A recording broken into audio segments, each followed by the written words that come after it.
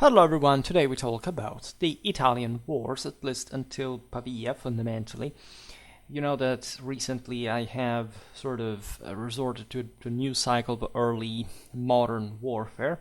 These are just general introductions to the major wars of the period that will also open to some battle analysis that, as you know, I've done only for medieval battles so far. I can think just of a very few Renaissance ones as well, but we will get more of that in the future, in the say near future, hopefully.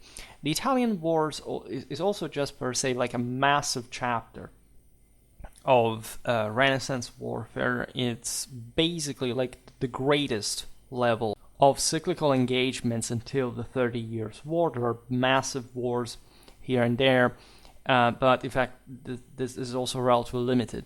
It's even difficult to follow like all the various wars in this scenario because, first of all, like there were, of course, every year like different expeditions here and there. We don't just sort of historiographically categorize the major ones, but also because they were so very deeply intertwined through dynastic, say, international and strategic dynamics that, in fact, are impossible to resume in a single video. That's also why I stopped to 1525, 1526. Of course, I will explain part of the later period as well.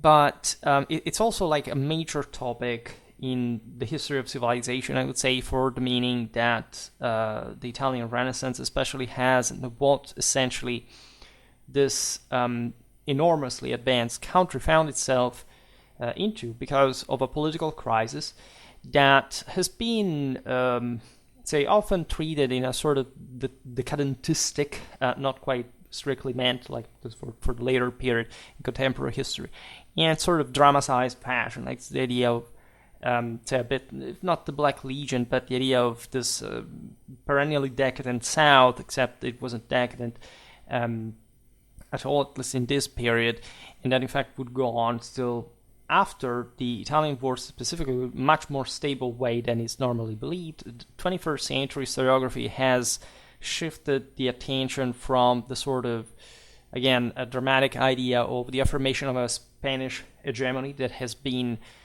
was true, actually. I would always put it on the fore together with this other concept we're going to explain, and that, however, has been demonstrated like for a long time, actually having open to a period of stability and of prosperity in Italy until the 30 Years' War with the plague and all, and later also essentially the arrival of the French rather than the Spanish influence on the peninsula that kept remaining very central in European and also more narrowly Habsburgic affairs.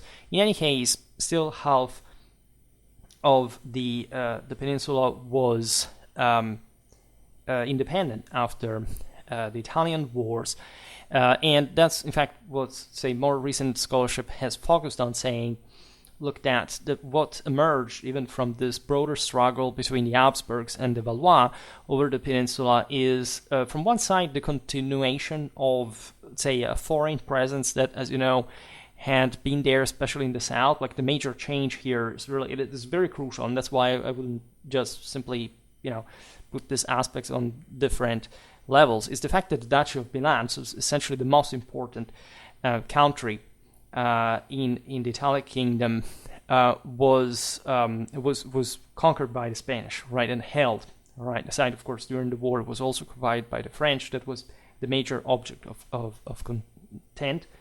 Until the Italian unification, Lombardy would remain the most advanced region in the empire, which is quite meaningful, especially considering the series that we have started on the Austrian Habsburgs recently, and with all the sort of feudal intricacies and centralizing difficulties. Then instead, the Italian states had sort of already bypassed through regionalism in the later Middle Ages, and that in this sense highlights even more like the sort of the incorrectness of the dichotomy of simply more advanced, necessarily more successful.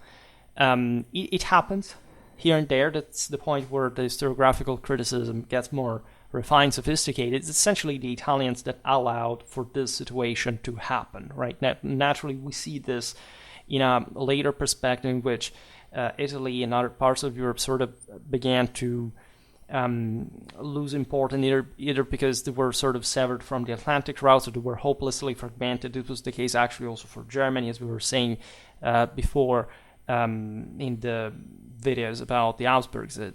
The Hohenzollern, the Habsburgs, essentially developed their own power essentially outside the boundaries of the German kingdom itself. On the other hand, this area was relentlessly developed, and it would maintain the highest per capita wealth in the globe until the late 17th century, when the English and the Dutch surpassed that, but also, right, not meaning that compared to other European standards it was that low. And so this makes it even more interesting to study.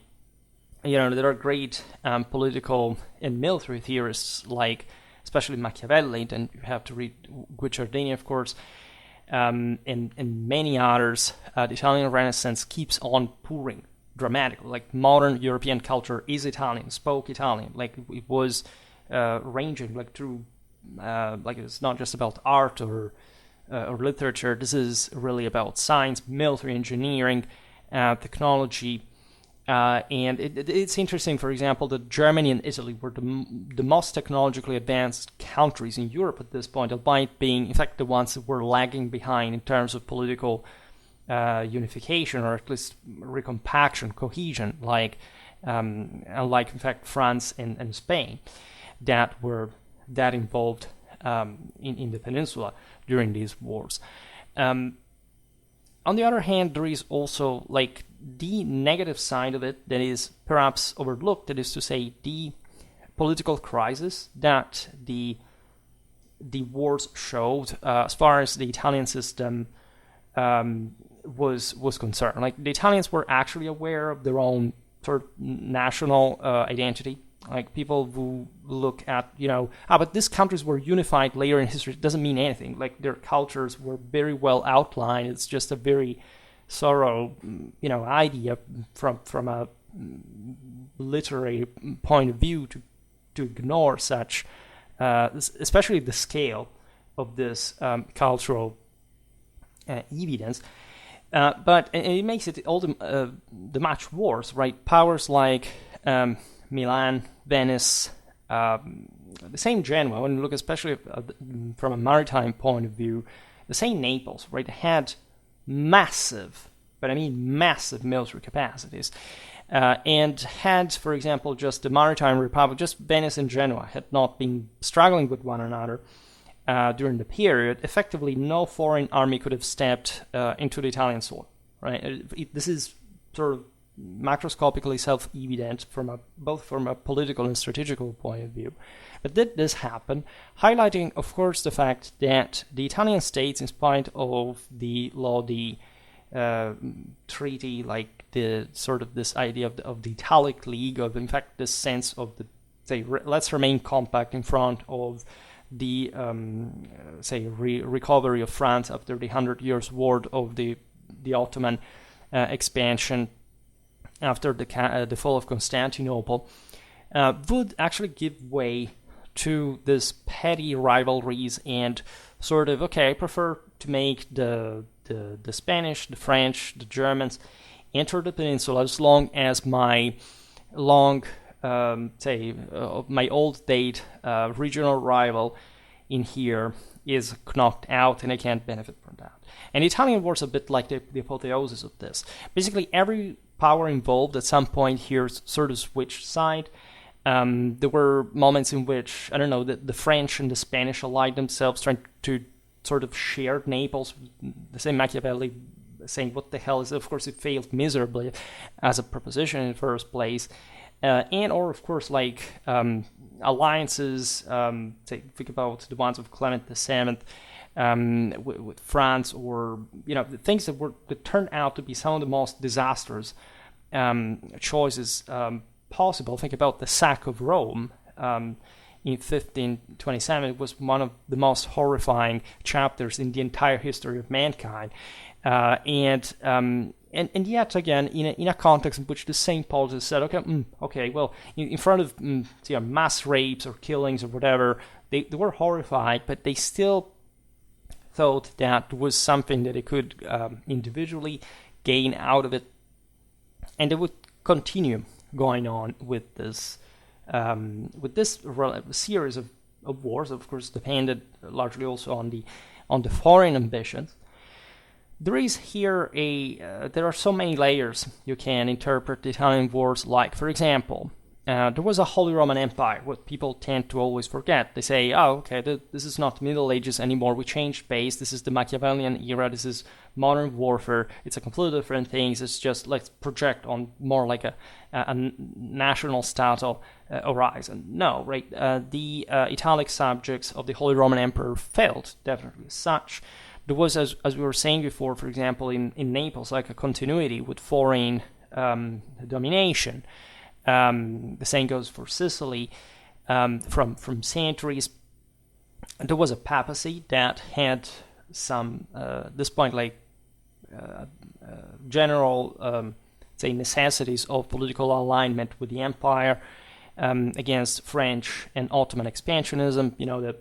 The Impium Fedus was a pretty concretely harsh reality, also because of the Ottoman privateering supported by the French, alongside the thousands of kilometers of Italian coastline. That, by the way, costs an enormity just to defend. There are very interesting developments in, as you know, here, think about the Traces Italiennes, but even the smaller, the Martello Towers, for example, that also, for example, in Britain. Like, this emerged from the strategic needs of the Genoese Republic against the Barbary pirates and their Turkish sponsors. I made multiple videos on this already. We talk about the attack on Nice. We talk about Tunis, Algiers, and we'll come back on that. The rivalry between Charles V, the French.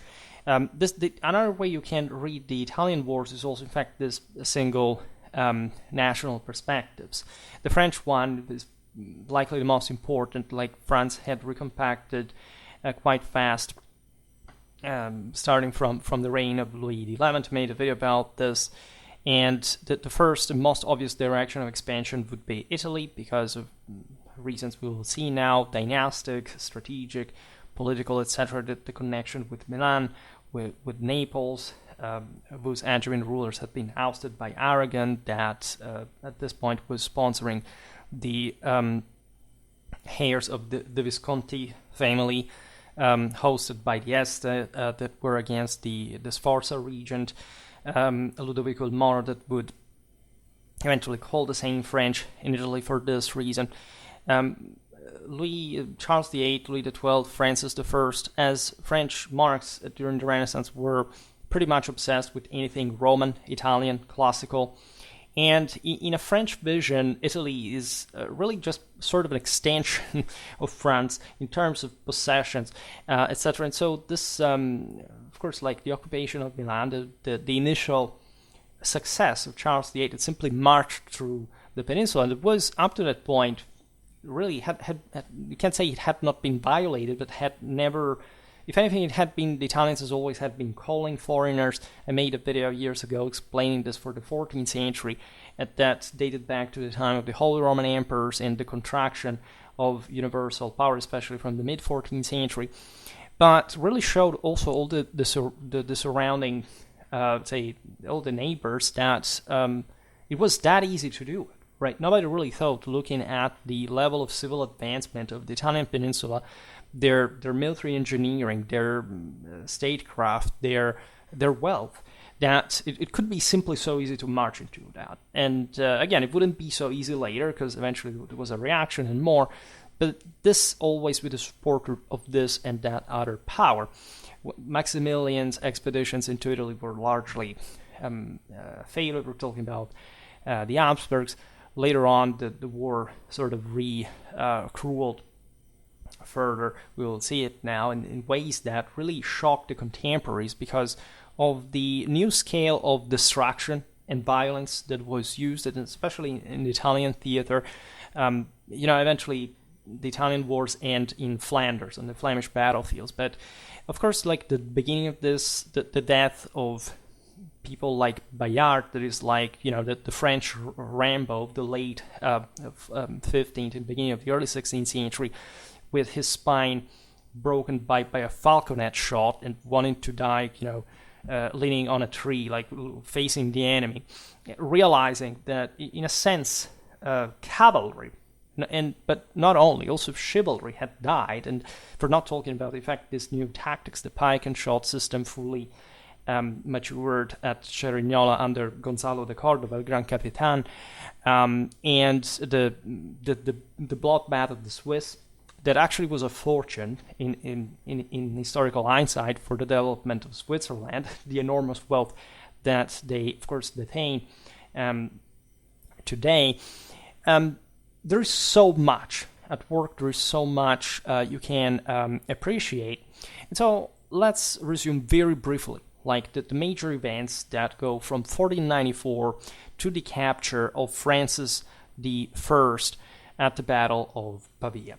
Right, conventionally, the Italian wars began in the aforementioned year when the French King Charles VIII entered Italy, and simply running down towards the Kingdom of Naples, the claim of suzerainty on which had been asserted by the Valois. This move showcased an extraordinary display of military power. France had, as we were saying, been recompacting politically, strategically, in an unprecedented way. You can argue that France was, by just the scale of its power, the most advanced state in Europe. Right? The Italians had something to say about this. Machiavelli was criticizing the French, especially because of their sort of shady deals, again, with the same Spanish during the war, by saying you really have no sense of statehood. And that's painful because actually it was this larger, if you want, more complex, less, sophisticated in urban or civil ways, that like the ones that the Italians championed, that smashed in through like with this enormous military power that ultimately went, came to bog down in the same peninsula, and also for reasons that had to do with, of course, like the most of the monarchic nobiliar nature still of the French military. What I always remind you is to reflect on the fact that France was by far the largest country at this point, in a unitary political and sort of channelable sense, in terms especially of military resources, like of recruitment pools, demographically speaking, agriculturally, and if the French regime had been slightly less aristocratic and legitimately concerned, as we've seen also in the video about the French wars of religion, of a potential revolution by the side of some armed commoners, right, veterans of some war, they would have actually crushed, right, both the Germans and the Spanish in Italy, just out of sheer manpower, right? They would resort to another mean, that is employing the Swiss, that quite conveniently would come back home once you disbanded them, and wouldn't become this class of angry, combative, and military experienced, again, veterans wanting to behead the nobility in a country like France that really had seen pretty horrifying things, for example, during the Jacquerie. This is very relevant because of how it would end. The thing would end up on the battlefield of Pavia itself, right? Like a Landsknecht, multiple Landsknecht, and admittedly taking down the same French king that wouldn't be, say, distinguishable from all the other heavy cavalrymen, the splendor of the French nobility. That would actually fight and dies. That very battlefield actually shows. Like, hadn't Francis been recognized, would have probably been put down and not captured. This tells you also what courage and what prestige and what enormous sense, like, of actual objective human superiority these men-at-arms really represented. The French were, however, very militarily advanced themselves. Charles VIII invasion of Italy really showcased the, for example, immense artillery park that a might like the French one could really deploy. This was the strongest in Europe at the time, and definitely against all those heavily fortified and very urbanly developed centers like the Italian ones, and the new fortifications that local engineers were starting to apply to make all the picture more complicated, bringing essentially Europe to the further re-staticization of siege warfare. Like, the Renaissance simply didn't open the battlefields; it did something quite interesting that we explained in our Pike and Shot series. In any case, the French advance, as we were saying before, in the Italian peninsula was really this incredible display of extraordinary military power in a time in which actually, like, such moves were way more conservative, and tendencially the idea was you don't just invade simply a country out of the blue.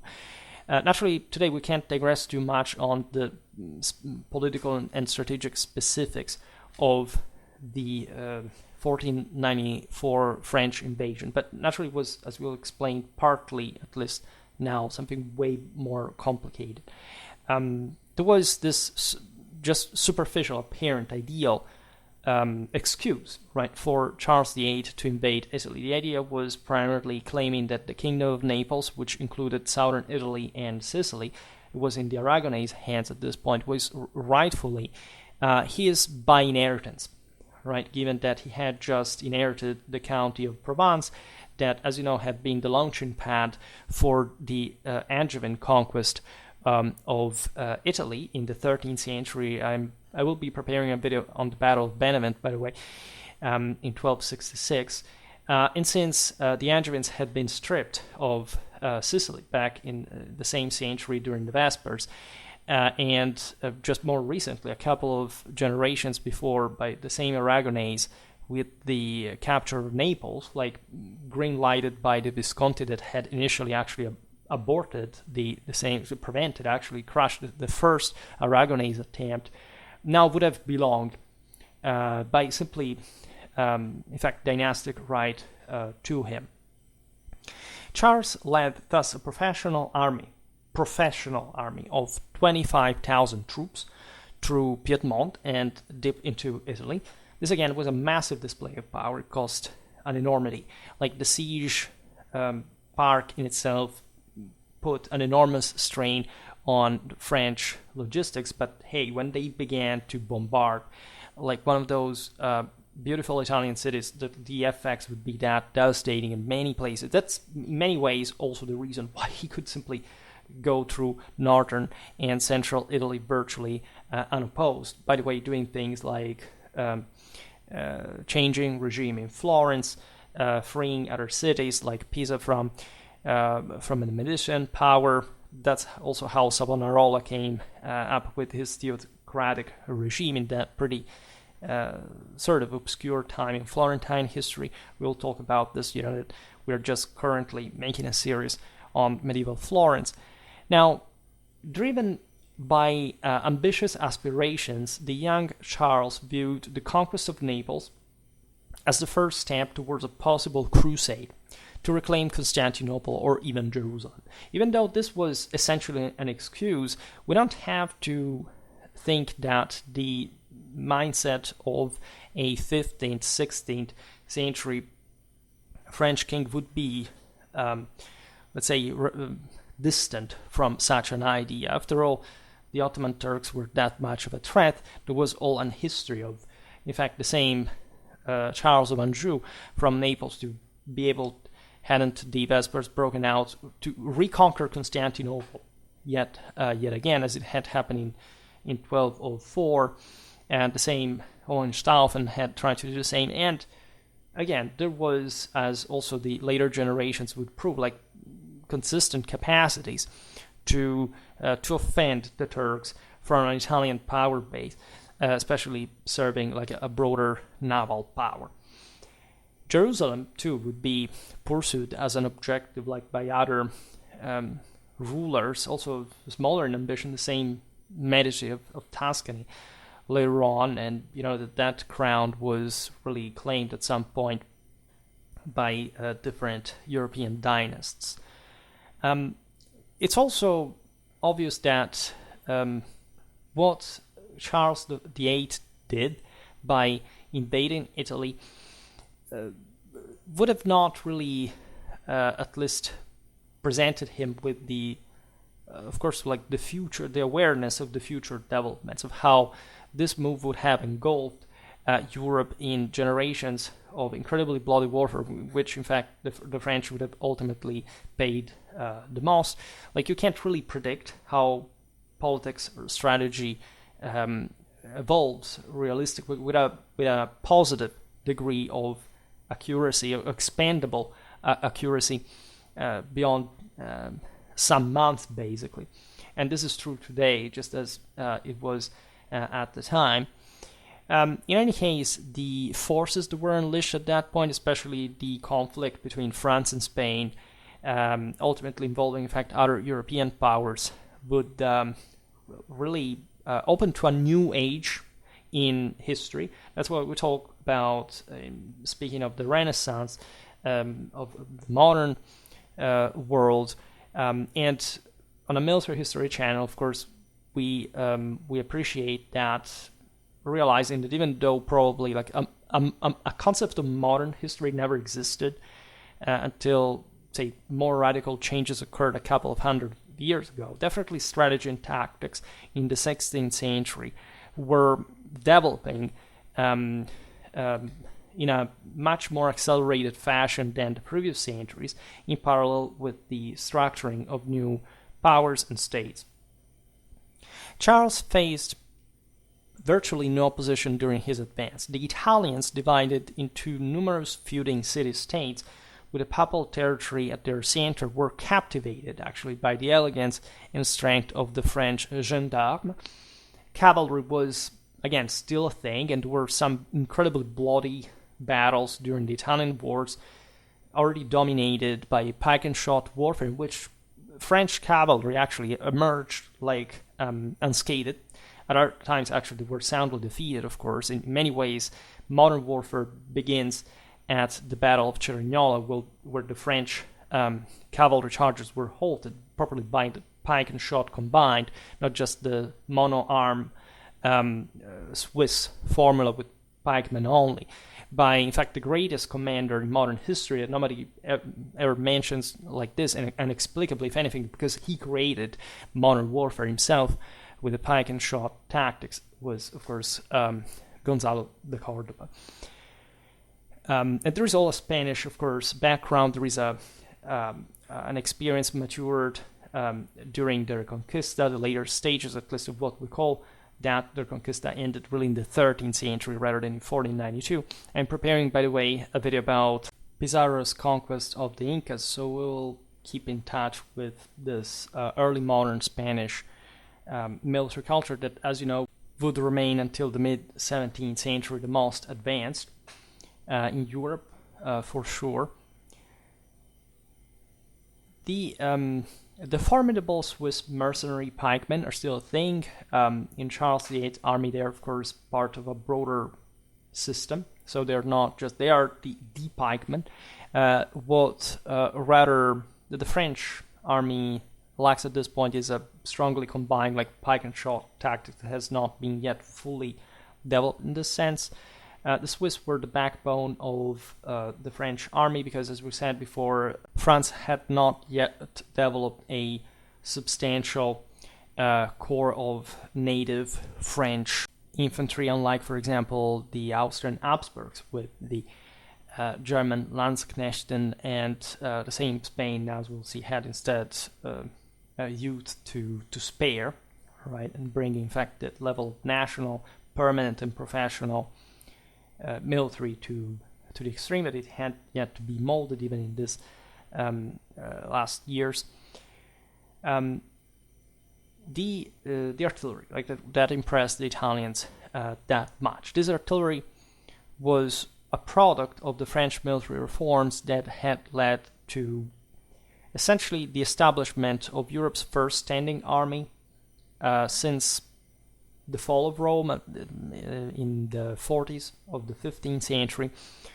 I made a video explaining this, the idea at least of what is a standing army. That throughout the entire Middle Ages there had been substantially large bodies of de facto permanent soldiers. What France did was just sort of standardizing, sort of officializing, sanctioning this in a truly permanent way. The Commune actually explains us that the French had taken inspiration from the same Italians that, remember, together with the Band d'Ordonnance of Charles the Bold, had in the Venetian condotta like the most advanced armies of the previous generation. Now, upon reaching the Neapolitan frontier, the French forces delivered a decisive defeat to the inadequate troops of King Ferdinand I of Naples. In February 1495, Charles marched triumphantly into Naples herself. And by the way, the local castle was stormed with all the defenders massacred. This was the first display of an unheard of level of violence that would characterize the Italian wars also against the civilians, with really massacres that shocked like the public opinion of the time, but also that wouldn't actually stop the hostilities and fuel them further. While Charles VIII seemed victorious, he and his army would ultimately never clash, of course, with the Muslims in the east. And European politics was in its own way shaping the course of events. So let's talk a bit more about why Charles invaded Italy. By the late 15th century, both France and Spain had unified their kingdoms into, say, centralized is a big word, but let's say they had, as well as nation state, right? But they had essentially recompacted their, what were essentially feudal dominions with an increased degree of central dependency on the institutions. Spain technically would not be unified until centuries later, in a truly statal sense, right? At this point, it was still the crown of Aragon, one of Castile, and we talked about this in some other video. But these were by far, like especially the latter, with the union of these massive crown possessions, like by far the strongest powers in the West, right? And this prompted them to use this very high specific weight in power to expand towards other countries. Italy was the better choice, not just because of the previous French and Spanish involvement in the peninsula, but because it was overbearingly wealthy and overbearingly divided, or at least the latter point not to the point of fact of allowing any of these powers to claim like a real control on the entire peninsula, even after this bloody decades of almost uninterrupted war. In any case, the country really presented like an optimal opportunity to consolidate a level of broader European hegemony, right, and further competition between these powers. The strategic marriages between the French and the Italian nobility were an old thing now. They had started from the 14th century and had allowed Charles and his successor, Louis XII, to assert claims over the Italian principalities, not just of Naples, but also of Milan, right? This is relevant because of the power change that had occurred between the Visconti and the Sforza, for example, even though the French were being backed by the Sforza initially, but essentially they ousted them. treating them as puppets as soon as they seize control of Naples. So, as you understand, it's really a ruthless power struggle. These ambitions sparked, as a whole, the Italian Wars.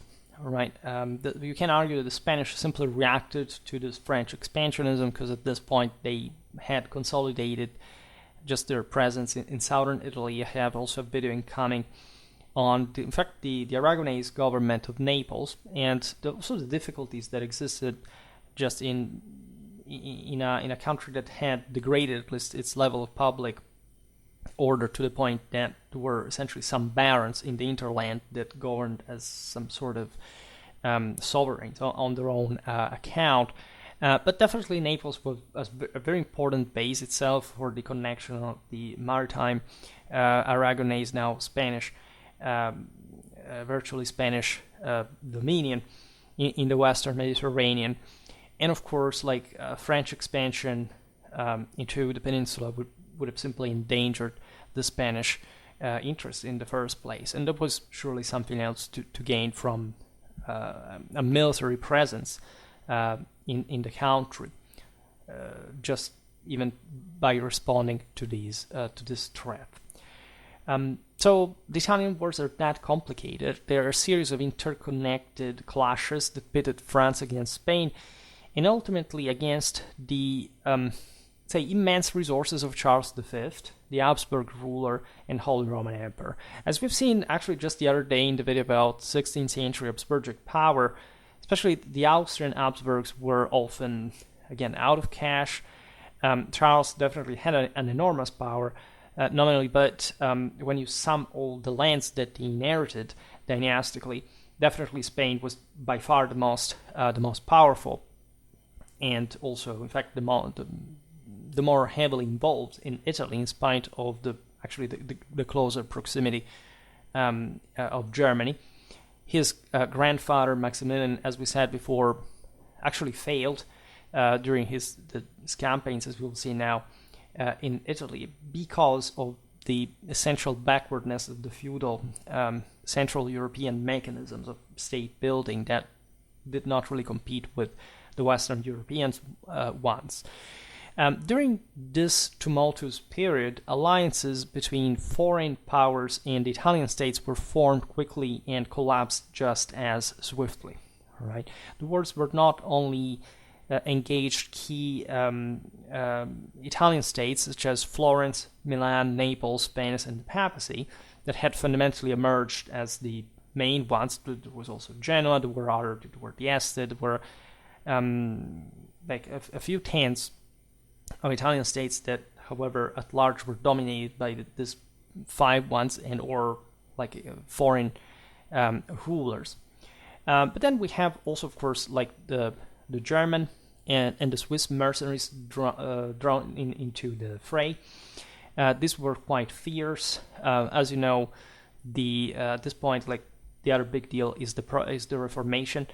The sack of Rome was carried out in 1527 by the German Lutheran Landsknechten that, however, wouldn't distinguish themselves for the same level of cruelty against the population as the Catholic Spaniards, right? And again, like the sack of Rome in 1527 is probably motive of some of the largest part of collective universal guilt that every human being should feel just for being alive, and it represents like all the difficulties. Like in that case, like immediately on that same day, Philip II, the future Philip II of Spain, the son of Charles, had been born, and Charles V ordered everybody to wear in black because of the immense tragedy. These forces had escaped his control, and he had he made an enormously poor impression on the entire system, and showing, in fact, as we were saying before, like the enormous difficulties that even these immense territories, namely under his name, still were present when ruling them. Right? All the powers involved here were always risking their troops to mutiny, to betray, to simply go loose without control. And this is what, in fact, made these wars of the Renaissance starting to be really that cruel. I made a series of videos. I have yet another incoming on the pretty miserable condition of the early modern soldiery from a psychological, like economical, physical point of view that I think are quite eloquent. In any case, I also made multiple videos on the Landsknechten, on the Reisläufer, if you want the Swiss mercenaries, and there's plenty like still to make. Like if you want to look at the various protagonists, what were the specialties, why they fought the way they did, how they fit in this, as we've seen, quite fastly changing art of war. One could even approximate by saying that over time, the so-called Italian wars again spilled over territorially into other countries, developed into this prolonged rivalry between the Valois and the Habsburg dynasties, fighting, in fact, a bit all over Europe. This was the Italian time, right? And for centuries, actually, Italy wouldn't become like yet another battlefield. Things had been settled by this war, and things sort of came back to expand both economically and demographically. But the blow also had been received. Like these wars were very destructive. As we were saying before, Italy remained competitive in the broader history of civilization. But again, the times had changed. Like the spirituality, the temper had changed. The Italian wars, I should point this out actually, were the only theater in here in which there was no confessional clash adding to them, right? This is actually an exception. Italy is basically the only country in Europe that never had wars of religion. As we've seen, the French had it. The Germans, let's not even talk about it. Even Spain had the Moriscos issue. You had the Ottomans fueling essentially Islamic resistance because so many Muslims were not converted yet until well into the 17th century. So at least, right, confessional clashes did not happen. Where the Valdensians in northwestern Italy, I made a video about their military role in the War of the Augsburg League, but that's sort of another story. There were some noble Italians that converted to Protestantism, but they were sort of isolated exceptions, and overall the country remained overwhelmingly Catholic, and always remaining that. Charles VIII hold on Naples came under a significant threat with the arrival of Hernandez Gonzalo de C'rdoba in May 1495. This was already a seasoned Spanish commander who brought actually only 2,100 troops to support the local King Ferdinand. There were other parts of the Neapolitan kingdom that had remained in Spanish hands. In fact, Gonzalo landed in Calabria.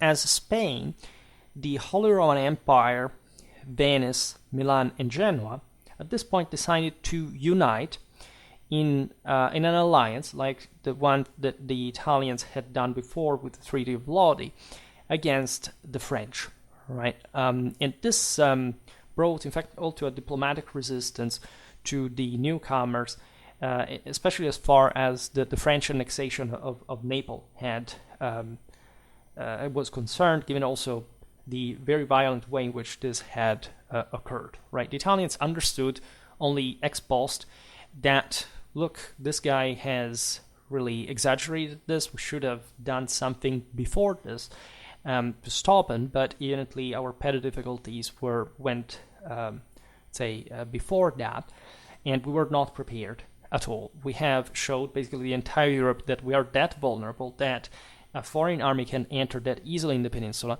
So now we have to strike back, because Charles, of course, had also to come back to France at some point and with his army. So I'll consider again the naval implications, as we were saying before. Like the Italians still dominate the Mediterranean. Plus, there are the Aragonese that are opposed to the French. So it's not like you can simply pick a boat, go to southern France like that, especially when you still have an army there. So you have to essentially go back the way you came, and at that point you will be, as the Italians will do, in fact, ambushed along the way,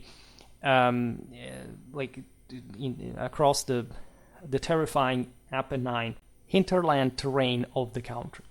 Although Charles controlled most of the Neapolitan kingdom, he found himself isolated from France by land and challenged predictably at sea by the Venetian and Spanish warships.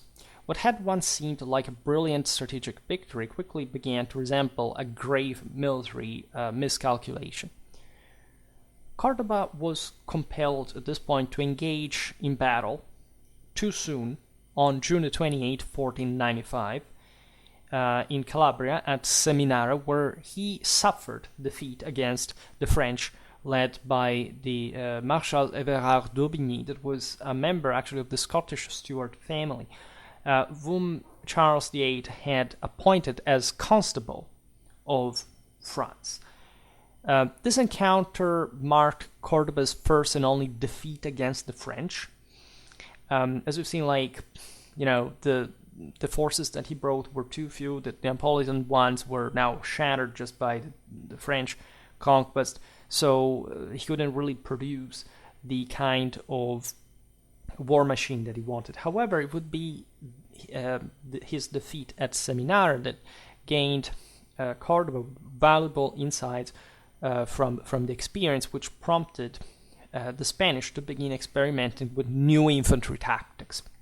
This, as you know, historically entailed a level of lightness that we have seen in the videos about 14th, 15th century Spanish warfare, a legacy of not just the Islamic sort of osmosis that had, of course, happened over the centuries, but really something very Spanish, very Iberian since immemorable times. Think about the jinetes of the Cantabrian gallop, right, from that fought against the Romans back in the day. This had, of course, not meant that Spain had gone astray compared to the art of war development of the rest of the continent. Of course, everything was going towards that heaviness and bulkiness of the armies.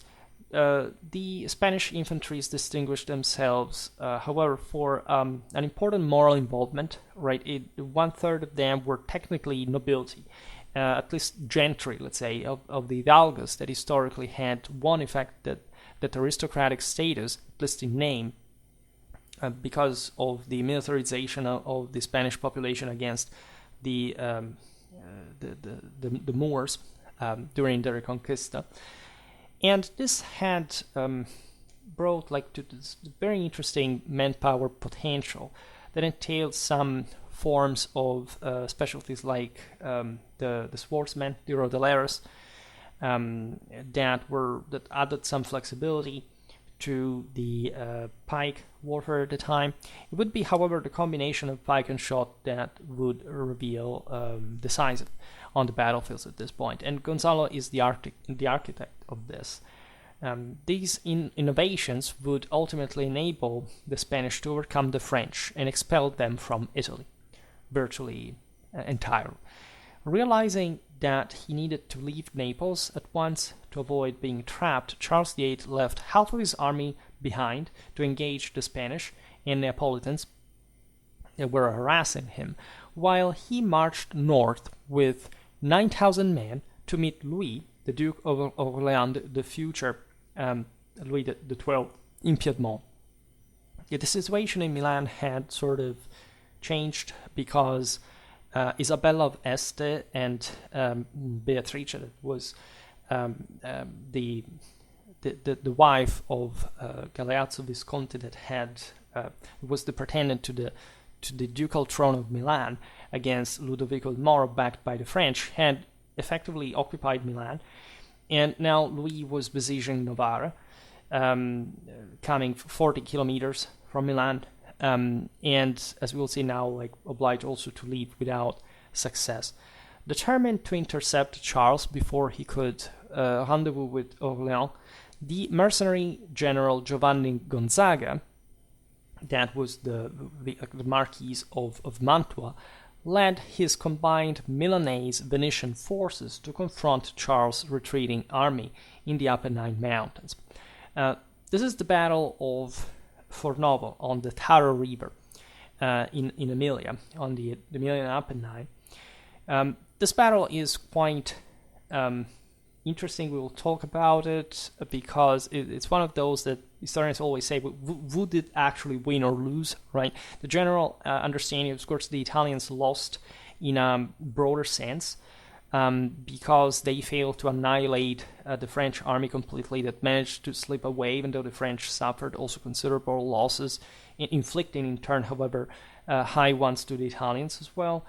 The tactical reasons are a bit complicated, at least without a map and without making a battle video. In any case, it sort of shows how like the potential for like some clash was there at this point still for a united Italian effort, right? The Italian regional states had actually good armies. You can't really claim that the story that in fact has been bypassed historiographically speaking, that the condottieri were a sort of relic of medieval warfare that weren't simply functional to the new one. The Italians had actually good armies, and they, if anything, that their problem was really political, reflecting down to the military performance of lack of cohesion, lack of this great distrust, this limited effort and commitment, because they always feared that their next door neighbor would sort of take advantage of that. And there are sort of epic episodes, such as, for example, the Saint Gonzaga's charge across the Taro River, and again, pretty bloody day. In any case, the French successfully managed to force the pass of Pontremoli that the Italians were blocking, and in fact repelling the latter along the way. Pretty risky situation for the King of France, but he managed to get out of that, at least personally. For that was all that France, of course, mostly needed in that circumstance. Now, C'rdoba exhibited extraordinary patience in all of this.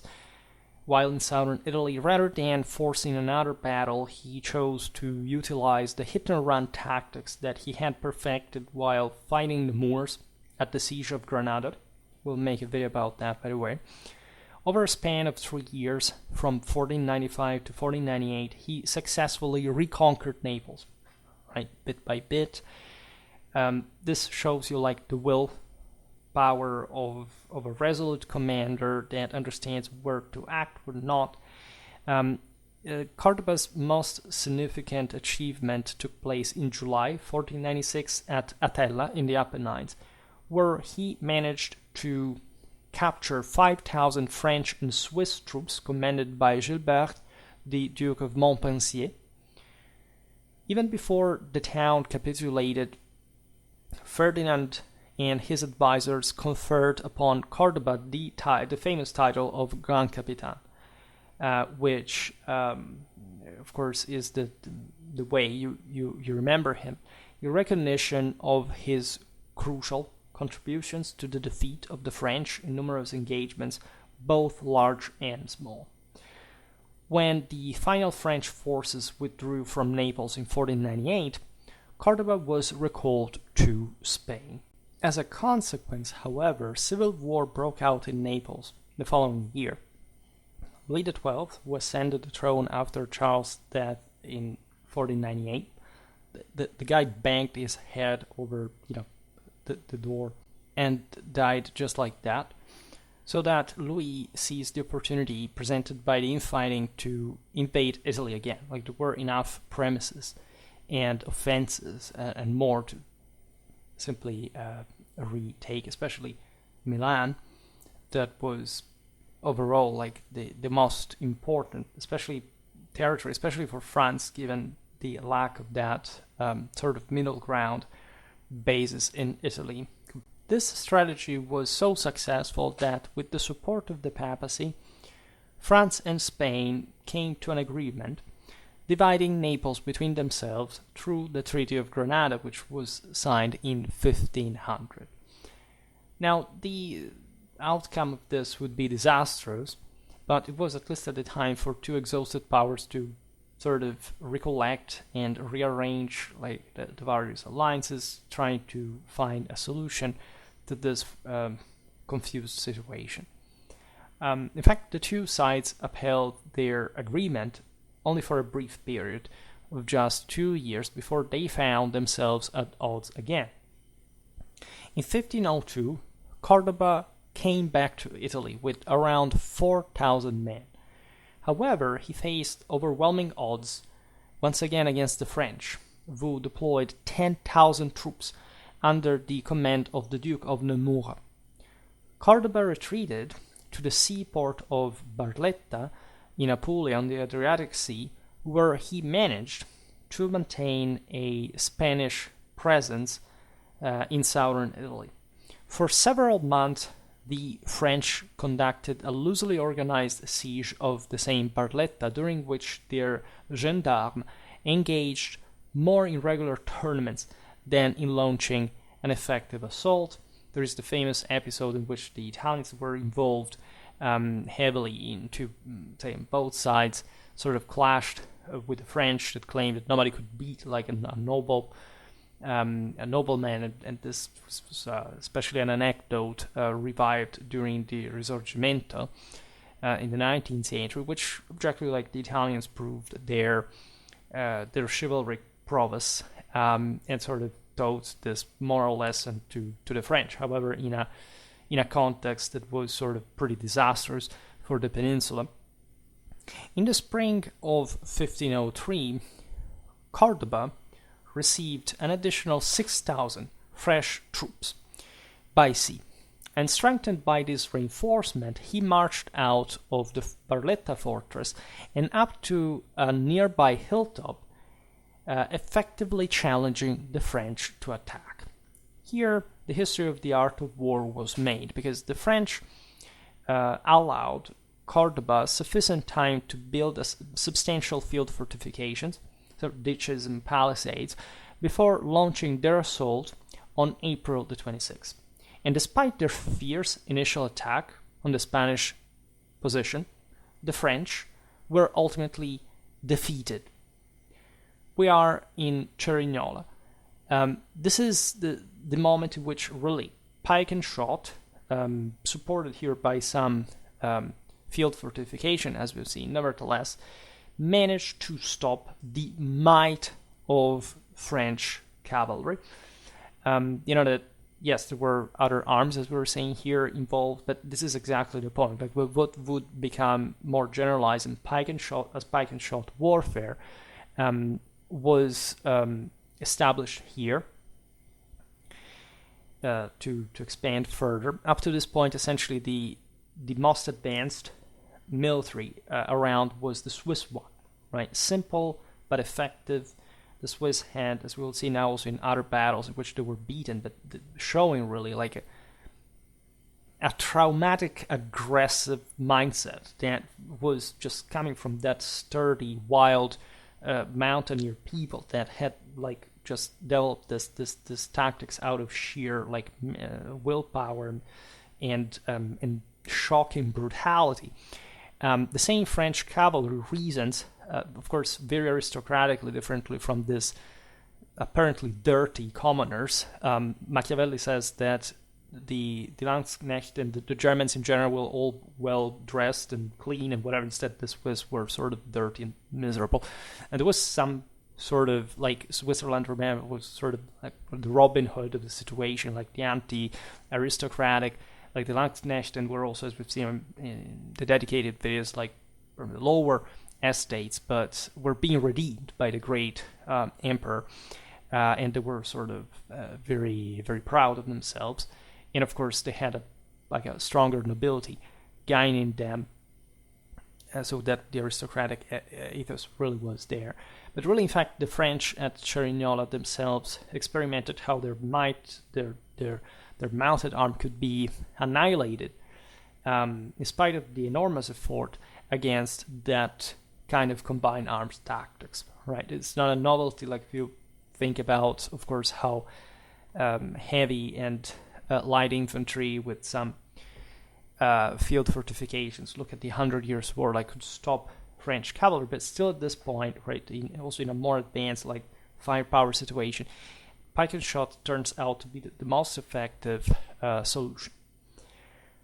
C'rdoba had literally created modern warfare, right, and developing the new tactics that emphasize the use of small arms, and also this strategy has proved to be immensely successful, as his arquebusiers decimated the attackers in the engagement, and the French defeat was further compounded by the very death of Nemours on the battlefield. There is the beautiful painting immortalizing this that I uploaded also in the images.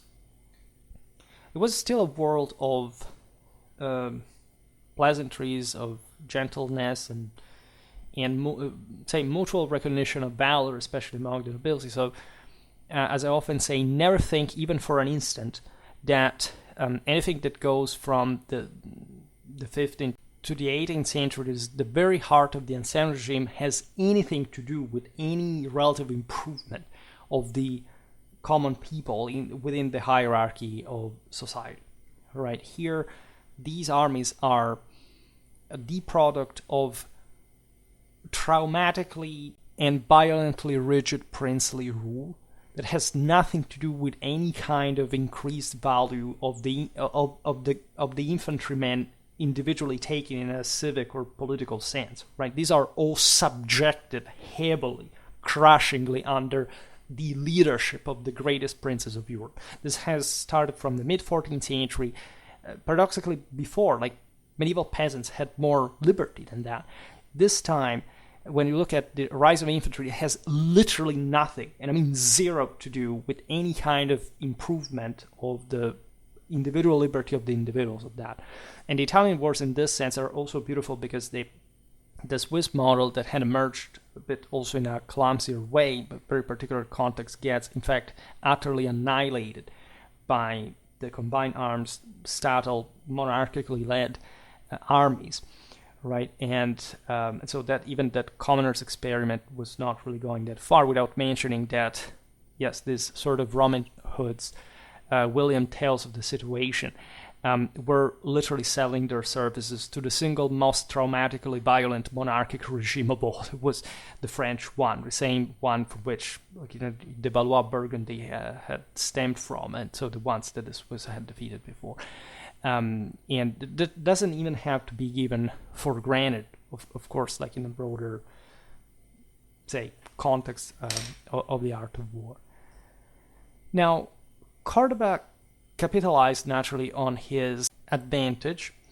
A month after Cerignola, the Spanish forces captured Naples once again and pushed the French into the northern fortress of Gaeta, located on the Tyrrhenian Sea, the south of Rome, north of Naples. However, the French were not done yet. They had received significant reinforcements, compelling C'rdoba to fall back to the banks of the Garigliano River nearby. And before the end of 1503, C'rdoba receives additional reinforcements. On December the 29th, he unexpectedly crosses the Garigliano River and launches an attack on the French in their winter encampments. This also shows you how sort of more all year-round warfare had gone. Like, this would not really remain the norm, like, until pretty late in time. Say, during the bad season, you don't campaign, but you see what, in fact, like, some veteran, professional, experienced force can do when led by, of course, by an astonishingly great commander. So the French that had basically come out of Gaeta retreated back to this massive fortress. It's a hell of a natural port that they had seized immediately, like on their way to Naples. 1504, they were granted permission to evacuate Naples by sea. In the Treaty of Blois, signed in 1505, Louis agreed to permanently relinquish his claim to Naples, but was allowed to retain control over Milan and Genoa. This was particularly relevant because the Genoese were an important maritime powers, we were pointing out before, and so technically, like, involvement in the Ligurian and Tyrrhenian seas was, feasible by order of the French, plus Milan was a hell of a stronghold and basically the single most advanced state in the center north. As a consequence, by the way, of the settlement, C'rdoba served as viceroy of Naples from 1504 to 1507. After that, he had reached so great of a power that he was recalled to Spain, as essentially he had become too powerful, and there were suspicions about his intentions. Because as a generalissimo, he could really even seize power in Spain had he wanted it, or at least he could attempt that. In 1508, the French and Spanish, temporarily put aside their differences, and they even formed an alliance with the papacy and the Holy Roman Empire, known as the League of Cambrai, which aimed to diminish the power of Venice. Venice was essentially the strongest power in the Italian peninsula. At this point, it had historically developed a terra firma possession in northeastern Italy, and it had a hell of a military force.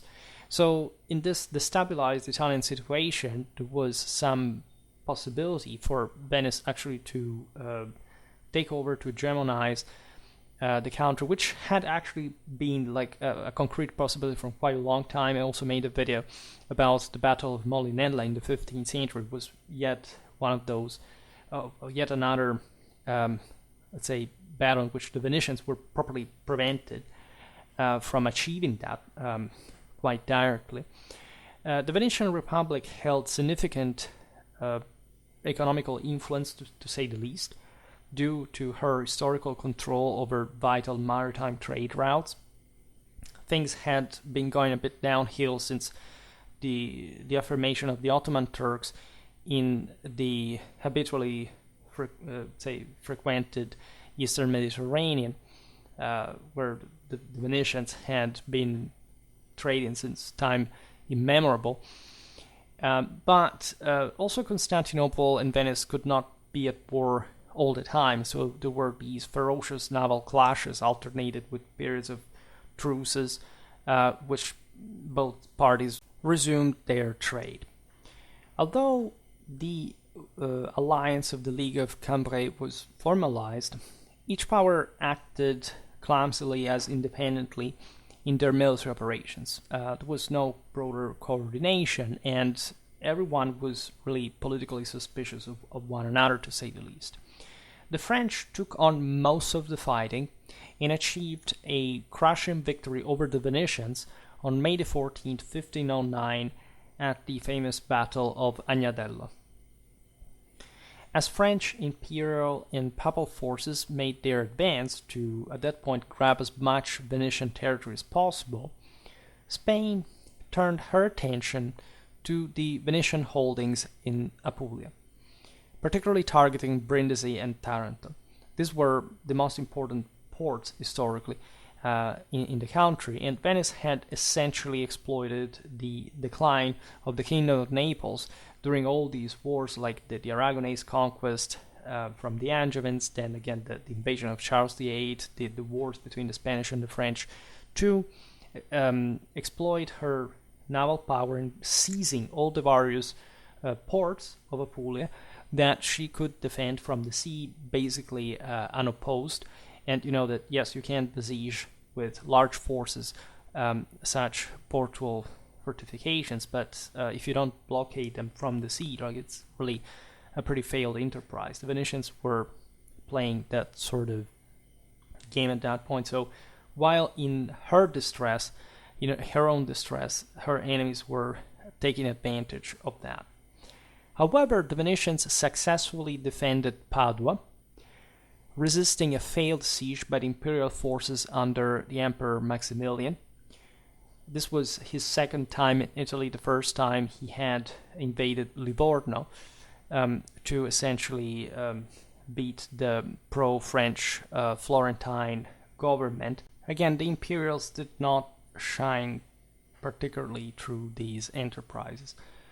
there was all an enormous issue between Venice and the Holy Roman Empire, since technically the Serenissima was not an imperial subject, but she had invaded the aforementioned northeastern Italian hinterland, and so the neighboring Habsburgs were profiting, say, at least from the lack of imperial ties with Venice, to consider her just like an external threat, legally, internationally, and warring with her at different stages and sort of destructuring her terra firma. Pope Julius II, who had previously acted as the chief architect of the League of Cambrai, completely reversed his stance in 1510 at the cry, "Out the barbarians!" Right? This is curious because this warrior pope had actually, because of the various Italian internecine struggles, actually re-entered Italy from exile in the very army of Charles VIII in 1494. And now there was this sort of Romanistic classicism in Italy, for which all these Germans, Spanish, French were seen as the barbarians that wanted to, in fact, to destroy Italy, just like it had happened during the barbarian invasions against Rome.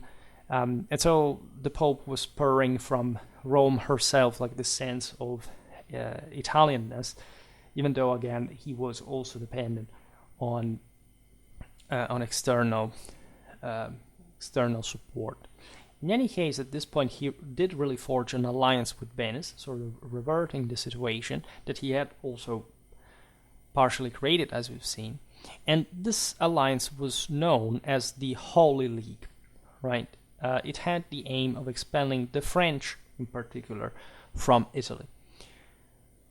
Shortly after its formation, two more powers, Spain and England, joined this new coalition.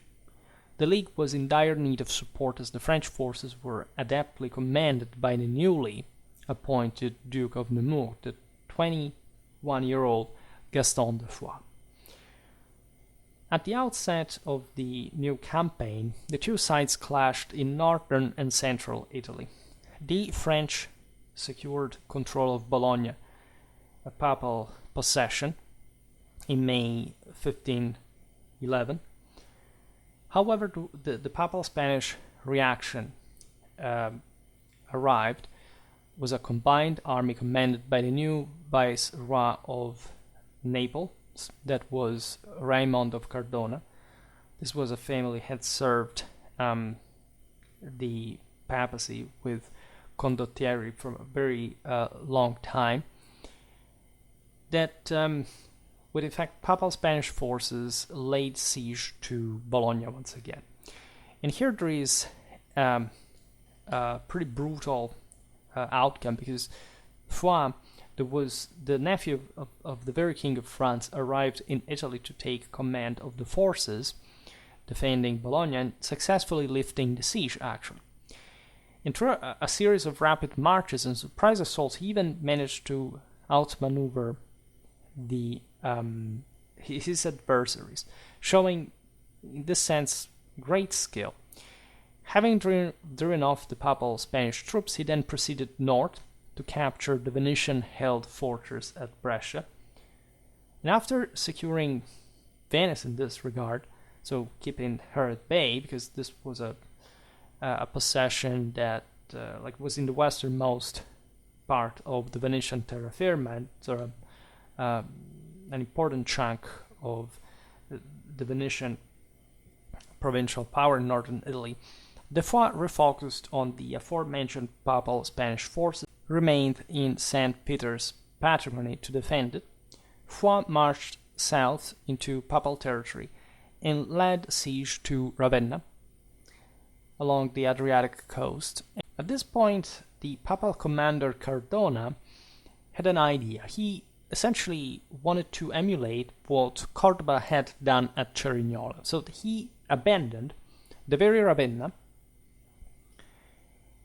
and instead fortified in a strong defensive position, complete with trenches and obstacles, like military engineering was quite advanced from quite a while. You would be surprised how much continuity existed from the Middle Ages, actually. Especially the Italians had developed like impressive defenses historically, also just for protecting their armies on campaign, etc. And he, in fact, attempted to replicate Cordoba's tactics, preparing for the impending French assault that he counted on halting. However, during the battle that followed, on April the 11th, 1512, it's known as the Battle of Ravenna, the Spanish made critical errors that allowed the French to capitalize on the same, resulting in a devastating Spanish defeat. However, and this is what really shocked very much the contemporaries, Gaston de Foix was killed, and not even just during the most heated battle climax. On the contrary, during the pursuit of the retreating enemy, that for the winners is usually the least bloody moment of the battle. Instead, the guy died. Like, it was, again, a very promising commander, as we've seen. He was of royal blood, etc. He died in a way that was really showing how war does kill brutally also the highest nobility. And it's not like as a medievalist specializing in military history, I've never made you believe, rightfully, in my opinion, that medieval battles, even for the nobility, were bloodless and or just the story of the ransom, whatever. No, they killed each other happily, violently, in the most horrifying and actually frequent ways. But at this time in history, you have also to consider that, as we've seen, the scale of armies has increased, at least in the level of coordination, of compaction. Like, there are all these various arms. Technically, there were larger armies at that time in medieval history, even compared to this very Renaissance one. But this type of war is really much is perceived as much crueler in the sense it really starts killing indiscriminately, especially with firearms, and in ways that can hit the very top, and that is risking now really too much, right? It is true that, yes, if you were especially like a fully armored men-at-arms, especially say in the 15th century, there were chances of getting killed even frequent, like considering like how important you were. But exactly in relative terms to this, now the ferocity of the war is now is seen as something unprecedented and reaching to the very top of a hierarchy that was getting ever higher, right? And especially the French were that committed again in the frontal attacks and being first in the fray just by chivalric nobiliary standards. That's the only reason essentially why they lived. And this sense, the death of Gaston de Foix remains a bit like an important episode of this brutal situation. The young general would be at least later dubbed the Thunderbolt of Italy by the French because of this, again, excellent performance up to that point. And there was a moral legacy living in the French army, invigorating it after this 6 victorious months under Foix's leadership. And this really was felt also from the other side, because the Holy League suffered a reeling series of defeats that really showed that the French could, even though they had been sort of strategically beaten down almost up to that point, they were now capable of striking back powerfully, in just this accident of Foix that had sort of saved the League from perhaps like complete humiliation. The Holy League experienced at this point, and for both reasons, a resurgence when both the Swiss Confederacy and the Holy Roman Empire, namely the German Habsburgs, joined in the months following the Spanish defeat at Ravenna. This is a very important moment in the history of the Italian wars because you have, especially like this Swiss involvement, truly at a national scale. This is a moment in which Switzerland, as we will see now, manages to even capture Milan. And historically, at least up to Marignano, they could have actually kept it, right? And Switzerland, had that happened historically, like Switzerland would be none of the country it is today. So actually the ultimate Swiss defeat, as we were hinting at before, was providential for them. Just at the time, it was, like, of course, a heavy defeat, to say the least, and it wouldn't seem like that. But maybe those that would rest more peacefully knowing at least that, you know, their successors as a consequence have become the sort of most overwhelmingly rich country out there as a consequence. Now, as enemy forces converged on the Marshal Jacques de la Palisse, that had remained at the Ravenna, by the way, after the French victory and Gaston de Foix' death, and the enemies were coming from multiple directions now, because you had the papacy and the Spanish coming from the south, you have the Imperials coming from the north, the Swiss from the northwest. And in May 1513, however, a new French army under Louis de la Trémoille marched into the very Duchy of Milan. La Trémoille successfully captured the city that had been taken by the Swiss. Here we're skipping all the poorest forces, puppeteering function for still saying that was like a legitimate heir to the Duchy of Milan. But basically at this point it was run by the Swiss, and that's, again, sort of a very interesting context, considering that the French had been the prior occupants up to that point. And when the French successfully expelled the Swiss from the city of Milan, they besieged their remnants that had entrenched into the outpost at Novara. In response, the Swiss sent a massive relief force to assist their compatriots. Here it's very important to note that the Swiss Confederacy was run properly by the various cantons.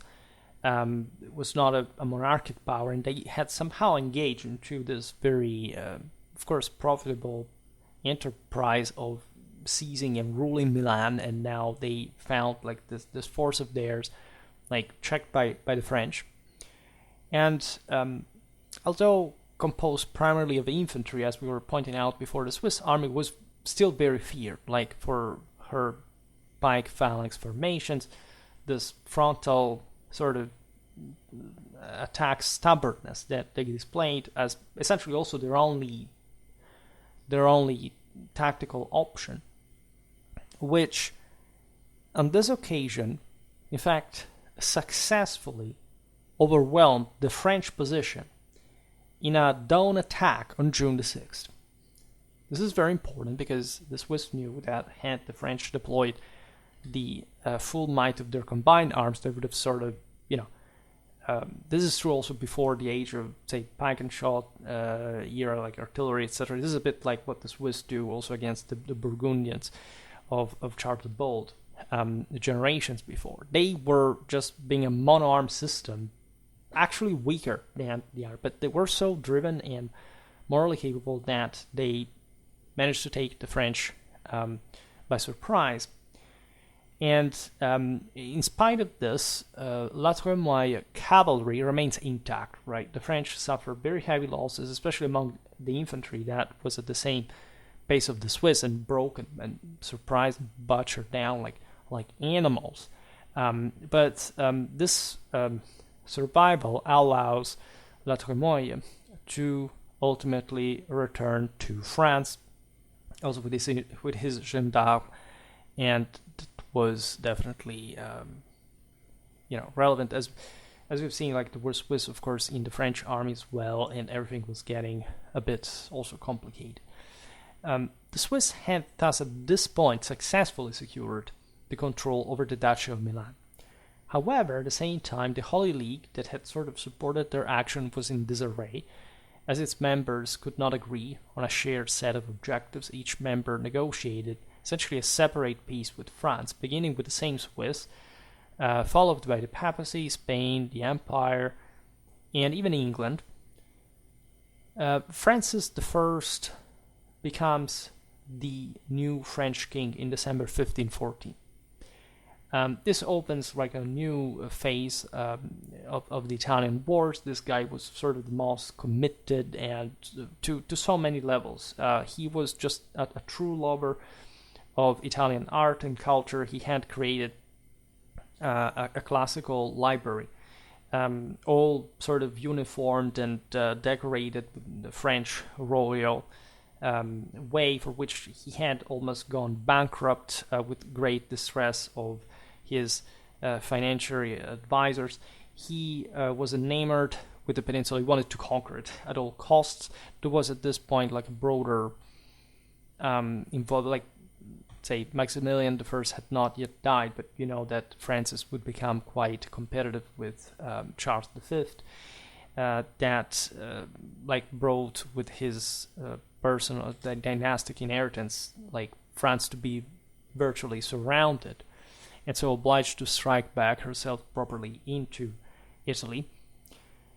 Especially now that, as we've seen, the various protagonists involved, including the Germans and the Spanish, were sort of, a bit uncoordinated. Like, actually, they had been throughout the entire War of the Holy League.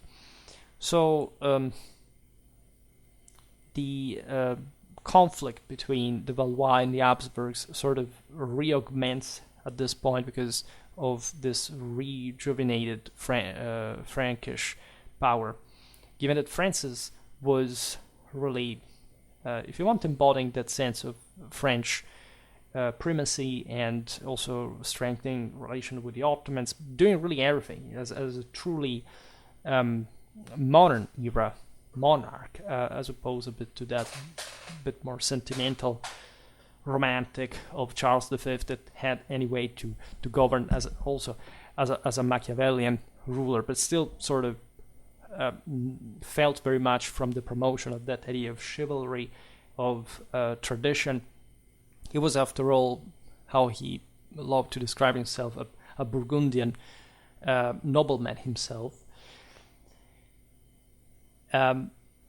So in the September of 1515, Francis I of France marches into the Duchy of Milan with the aim of expelling the Swiss and seizing control of this hell of a state that really controlled the Alpine passes, was also particularly homogeneous from an administrative point of view. It had great industries, the greater arms and armor production in Europe, that controlled many riverways, had lots of cities within it, and again would have allowed the French to expand further in Italy, relinking with Naples, etc.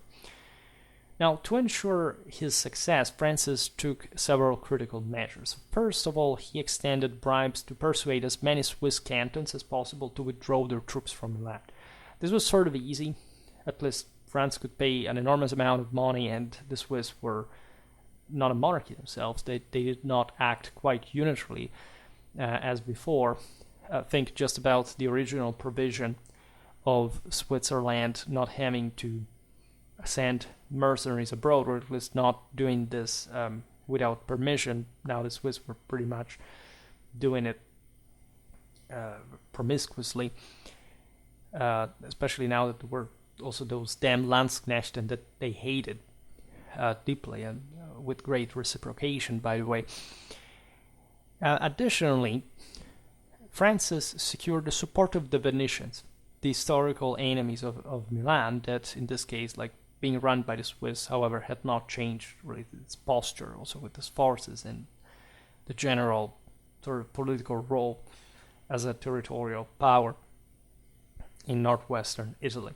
As a result, approximately 2/5 of the Swiss forces in Milan actually came back to Switzerland, though enough remained to necessitate a military confrontation with the French, and a pretty serious one. Also because Milan, yes, had already been conquered by the French, as we've seen, it was permeable, but it was still, again, no joke. There was plenty of fortifications, and actually, the Swiss launched an attack before the French could even receive reinforcement from the Venetians, which of course strategically made a lot of sense.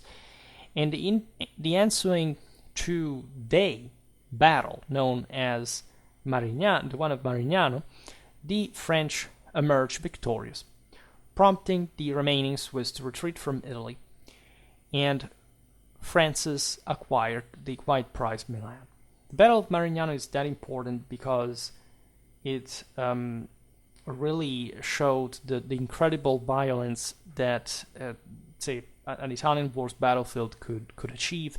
The Swiss fought heroically. They managed to beat back the French Venetian Landsknechten that had been unleashed against them. Again, the two hated each other's guts, and this was sort of one of those engagements in which they could go full reign to all their hatred, etc. And the Swiss were that tougher that pushed the Landsknechten back multiple occasions. However, they essentially paid for their mono-arm system. Marignano is really the end of the period of Swiss primacy and sort of military glory. After this, like, the history of the countries, we were saying, would take a much more like sort of isolated and sort of declining turn, at least on the shorter run. And the more contemporary condition of Switzerland was achieved, in fact, quite later on. The proof of this being that, yes, the Landsknechten could be beaten back, but once withdrawing to the previous line of deployment of their square, there would be cannons that would shoot into the ranks of the Swiss at short distance, point-blank range, literally making these pikemen explode like in pieces. This was one of the single most traumatically, brutally, and shockingly violent battles of the entire war.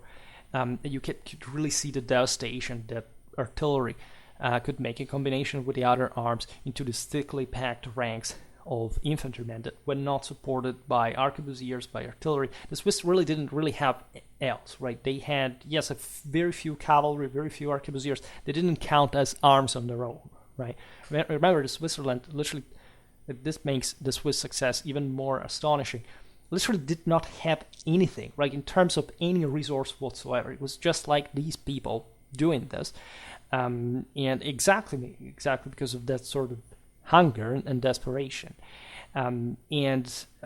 They just had gone at war that way, and there was no way, essentially, the thing would change, at least up to this point, and they would also adapt to the now wholly homogeneous developments in the Western art of war. This is particularly important as an idea. Like, Pike and Shot warfare is arguably the moment from which, like, all, at least Westerners, sort of Western Europeans, began to fight only in the same indistinguishable way, right? This is true a bit, actually, from certain, especially the elite, the men-at-arms from earlier on in the Middle Ages, but at this point, like, all armies basically follow that pattern homogeneously. So Marignano closes a chapter and opens another, right? A significant event takes place a few years later that would influence the struggle over Italy. On June the 28th, 1519, Charles I of Spain was elected as Holy Roman Emperor, becoming, in fact, Charles V. We know his genealogical background. We know why he was the King of Spain, why he was elected Holy Roman Emperor. St. Francis I had actually competed for the election, right? At some point, some Germans would have actually allowed for his crowning, but Charles V's Fugger bankers paid more, and so the Habsburg secured once again the crowning. You can understand the enormous financial cost of all these wars. All these rulers were chronically indebted. There were some. The Fugger would go bankrupt, actually. The next imperial Spanish bankers would be the Genoese, like with the Bank of St. George, that was effectively the same Republic of Genoa. The same French had Italian bankers. It's sort of interesting, as we were pointing out before, that all this figure, that the merchants of Lyon were from basically northern Italy. And so this tells you also how involved the Italians were in this very struggle over their land, like, and how much they literally bet on this or that power to have their own local one to prevail in this. By the way, Francis I, of course, was not particularly happy that Charles V was elected. He had hoped, as we've seen, to attain the position for himself, which was still possible, right? And never underestimate the universality of the Holy Roman Empire in its traditional belief, even in these times of apparently greater, like, sort of schemes and modern secular thinking. As expected, Charles' election had a quite strong impact on Italy. Charles sought, of course, in virtue of his rights of Holy Roman Emperor and King of Italy, to seize the most important part of that country by taking Milan back from Francis, that had occupied. Like, this was a major deal, right? Remember, again, the Italian wars emerged from a time in history in which nobody had technically ever managed, right, to invade and conquer large parts of central northern Italy, right? These states had always sort of managed to defend themselves. This was true, like, since Legnano and beyond. Southern Italy is another story. And in fact, also about that, however, the Habsburgs didn't have to worry now, because Charles was now the proper king after the Trastamaras in Naples, right, as well. The French wouldn't back down from their side either. They had Milan, and they wanted to recover Naples from Spain as well. So it was really like a visceral struggle. What is interesting, of course, is that throughout their lives, Charles and Francis met. They even slept together, like, of course, in a very brotherly sense, as they met, because they really cared, see, about the status, say, being part of that higher level of nobility, of rule, and trying in the moments of peace to actually like one another. I actually think they liked one another in a characterial sense, maybe not in a personal sense, of course, even less in a political one. But they were people habituated to deal with one another. After Pavia, sort of funny circumstances. Like, first of all, Charles was very, very embarrassed of the fact that he had now this enormous burden of having the King of France taken prisoner. Because, yes, he could orchestrate all the possible contracts to release him. In fact, he did so, just having him promising to renounce fully to Milan, Artois, and Burgundy. And again, Charles was also very much sensitive, as we've seen, to his Valois-Burgundy heritage. And as you see, they also share the same blood. But Francis also fell sick, which was was about to be deadly, actually. And you have the scene in which Francis was like exhausted in the bed, and Charles had to go there. Like, this took place in Spain, holding his hand while he was there. This was sort of, I don't know, like pathetic, but sort of funny and cute aspect of this otherwise enormous tragedy that was taking place. Of course, when Francis was released, also in exchange for his sons to be taken in hostage, but he completely refused to give back Burgundy, whatever, to renounce his claims. But this is what they did, right? I like now that I'm making enough early modern history videos to have everything intertwined. You know, we talk about Henry II, his son, in the video about the French Wars of Religion. There is all like it's history. Its threads are really part of the same big tapestry that makes our own world. And these things happen too. And of course, terrible things that could, of course, these rulers simply gliss over them. But there was also some sympathy in this all. Now, in November 1521, a unified army of Spanish, imperial, and papal forces, this was normally now the axis, commanded by the skilled Italian mercenary, the General Prosper Colonna. The Colonnades, as you know, were an ancient Roman baronial family. The Papal States had actually literally the best condottieri in the entire Italy. Had they been united in a more sort of developed sort of centralized state, likely the popes would have taken over the entire Italy story. They had this great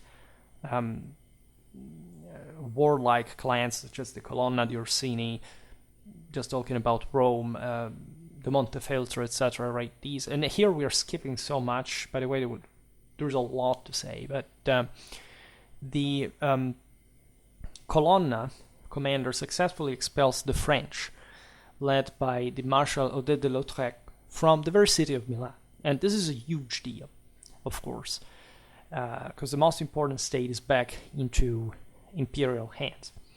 After bolstering his ranks with a considerable number of reinforcements, including Swiss mercenaries, however, Lautrec confronted the imperial forces once again.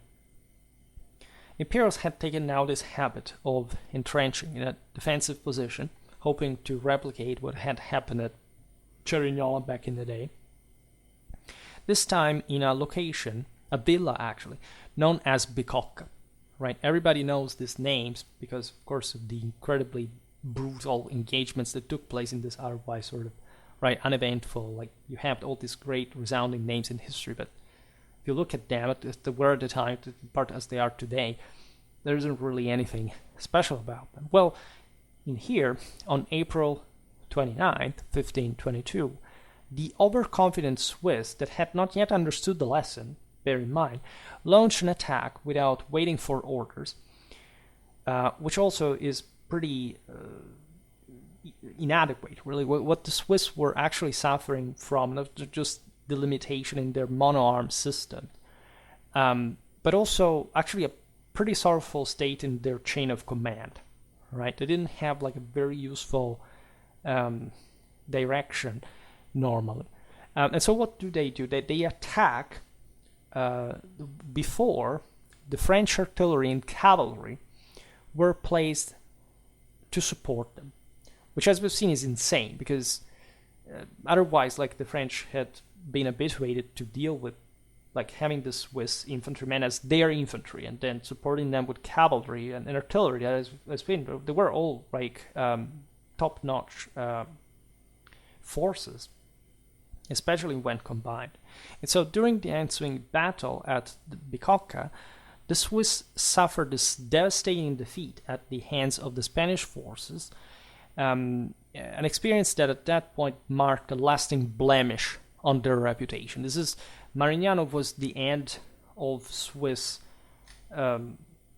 glory. At this point, the thing gets worse, right? The Swiss now are basically out of the game. Consider there are the Landsknechten from the other side, right? And those were tough people, and they, at least, this is also how you lose a battle, by the way, but as we'll see now, especially at Pavia, they proved what kind of badass troops they really were. There are so many incidents here. Also, today we don't arrive to talk about the siege of Rome, the sack of Rome, and the last stand of the Swiss Guard at the Teutonic Cemetery in next to Castel Sant'Angelo. That's also one of the single most badass, last stands in the entire history of mankind. It was this Papal Swiss Guard against essentially the Spanish.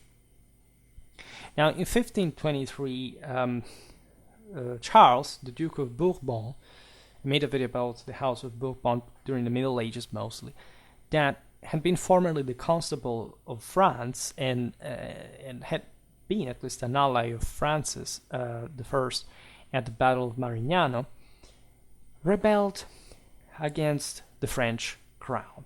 Right, the Dukes of Bourbon were one of the single most noble families in France. They, of course, were all of, let's be honest, all these powerful clans were all part of the same family. These are all Capetians, right? We call them Valois, Angoulême, whatever. Doesn't matter. Bourbon is for the same house. We've seen, of course, rising later the French wars of religion with Henry IV, the father of Louis XIII, and the grandfather of Louis XIV. And they had this sort of massive, bulky state within the state in central southern France that during the Italian wars, and also with this Protestantism starting to create issues within the same France with the Huguenots and all, basically sides with the empire, right? The Duke of Bourbon passes over to the Imperials. And this is a massive blow for France, because you have literally an entire chunk of the country that is run by this most noble guy of your same family that simply sides with Charles V and does a pretty interesting series of things, including invading Provence, which is, as we've seen, this part of the reason why we're claiming even control Naples, and even attacks like his with Frundsberg and the Landsknecht and at the sack of Rome, where he died. Benvenuto Cellini, the very famous goldsmith and writer and polymath, like the many ones of the Italian Renaissance. He wasn't very reliable in his stories, but in fact he claims to have shot in half the Duke of Bourbon with a falconet that he was manning in his sort of technical experiments from the fortress of Castel Sant'Angelo during the sack of Rome. The Duke of Bourbon died like that, sort of he met his fate of betrayal that way.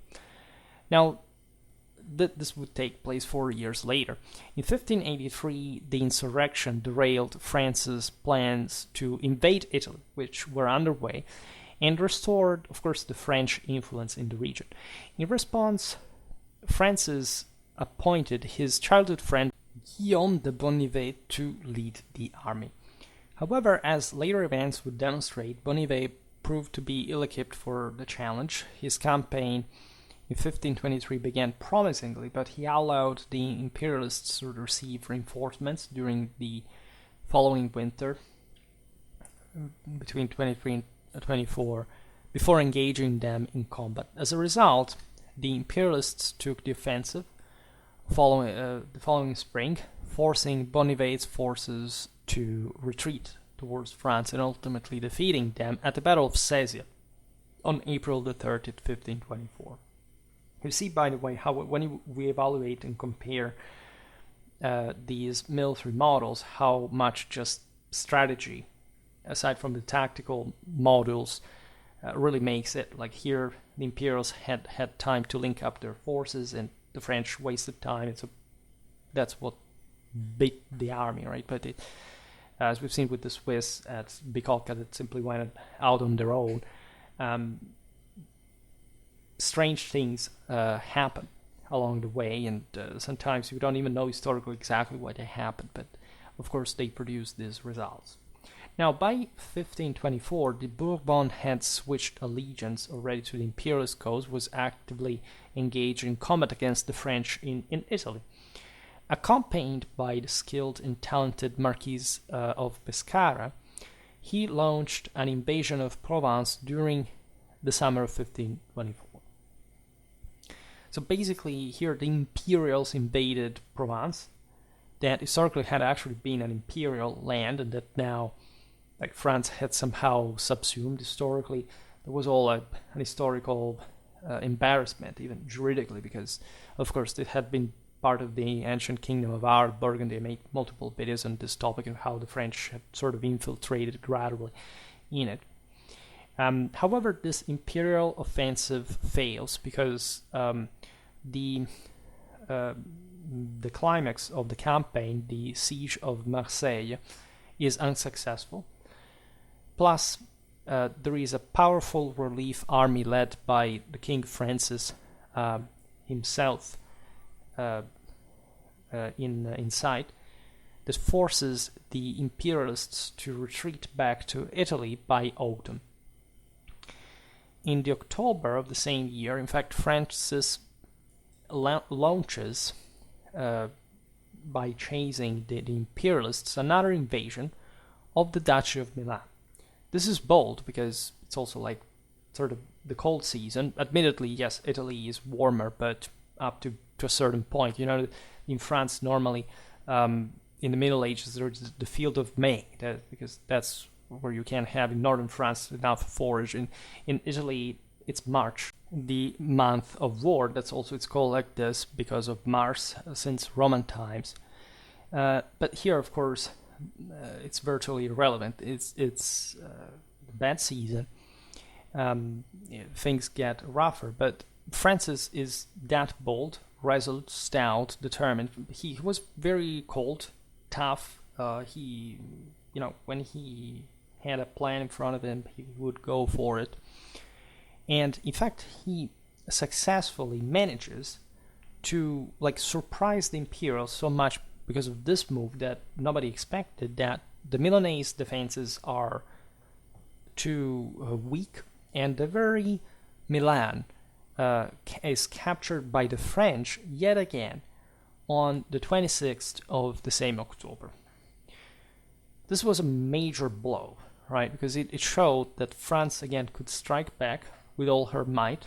Not just you had this traitor that had defected to the Imperials that manages from Italy to invade Provence and almost take Marseille, and he got beaten, but that the same French king could in fact be on his tail, enter Italy in the cold season, simply march into Milan. This is epic. Like, you gotta love Francis I. Like, we'll have to talk about him a bit more because, as you understand, also as you know from the Battle of Pavia, these were actual leaders. These were actual warriors. They were risking their lives in an incredibly courageous, almost reckless way, frankly, as that very occasion proved. That imperialists, now led by the new viceroy of Naples, that was Charles de Valois, were in the process of rebuilding their forces at Lodi, that is very close to Milan in the south. However, so Francis was in fact almost besieged. Like, Francis was troubled by also another force, an imperialist garrison situated to the south in the fortified town of Pavia, that is just also south of Milan. And so these forces were sort of mounting up, also blockading the main rivers down stream from Milan, so preventing, bottling the French forces in there. So there were different options available, and Francis decides that rather than pursuing the imperialists at Lodi, so the main force there, he would march to Pavia instead and begin a protracted siege to essentially force the imperialists also to give battle, and so settling this matter in a clamorous way, as it did. So after France's initial assaults on Pavia were unsuccessful, he established a winter camp in the famous villa of the Mirabello Park. This was a Milanese ducal hunting area located on the northern outskirts of Pavia, that, as you know, was the ancient capital of the Longobards king. As you know, this will become the battleground for one of the single most famous battles in European history. There was, of course, like always in the odds, like a balance shifting gradually. While the French army was declining due to attrition, the imperialists had sort of closer and wider bases at hand. Yes, Milan is just from the French side, let's say, but there are the Alps in between.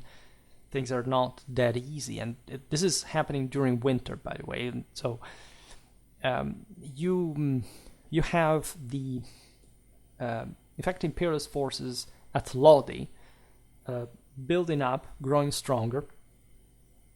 Also thanks to the arrival of thousands of German mercenaries led by the Tyrolean noble Frundsberg, who had pretty also sort of unorthodox ideas, such as hanging the Pope, given his Lutheran background.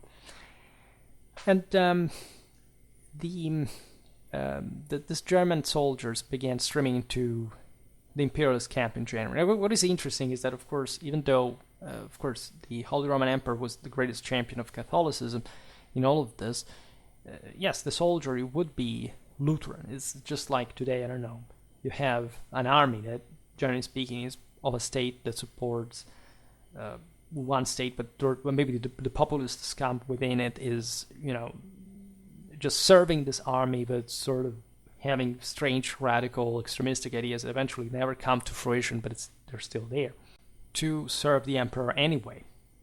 The Pope had contributed largely also to finance them together with the St. Charles. Needless to say, Francis found himself at risk of being caught between two opposing forces, but this was also the strategical deal of the time, and as it had always been, like you are besieging a center, there is a relief force essentially that you're awaiting. If they want to save the settlement, they have to engage in a pitched battle with you. On February the 3rd, 1525, the imperialists marched out from Lodi and reached Pavia. So they moved to get to the point. Lannoy aims essentially to connect with the local garrison and, of course, if possible, leave the siege. It wasn't that straightforward. You had to test the French; they were dangerous, and so these forces sort of scoped one another. Francis struggled to consolidate his forces further. The situation was not the best one during this winter, and a nighttime raid by the imperialists on February the 23rd essentially escalated into a full-scale engagement the next morning. This is how the Battle of Pavia began. I will make an entire video on this battle that is actually quite complicated, especially in the original, in the moves leading up to the engagement, because the contendants weren't particularly aware of what was going on themselves. It was a composite battle that almost ignited by chance.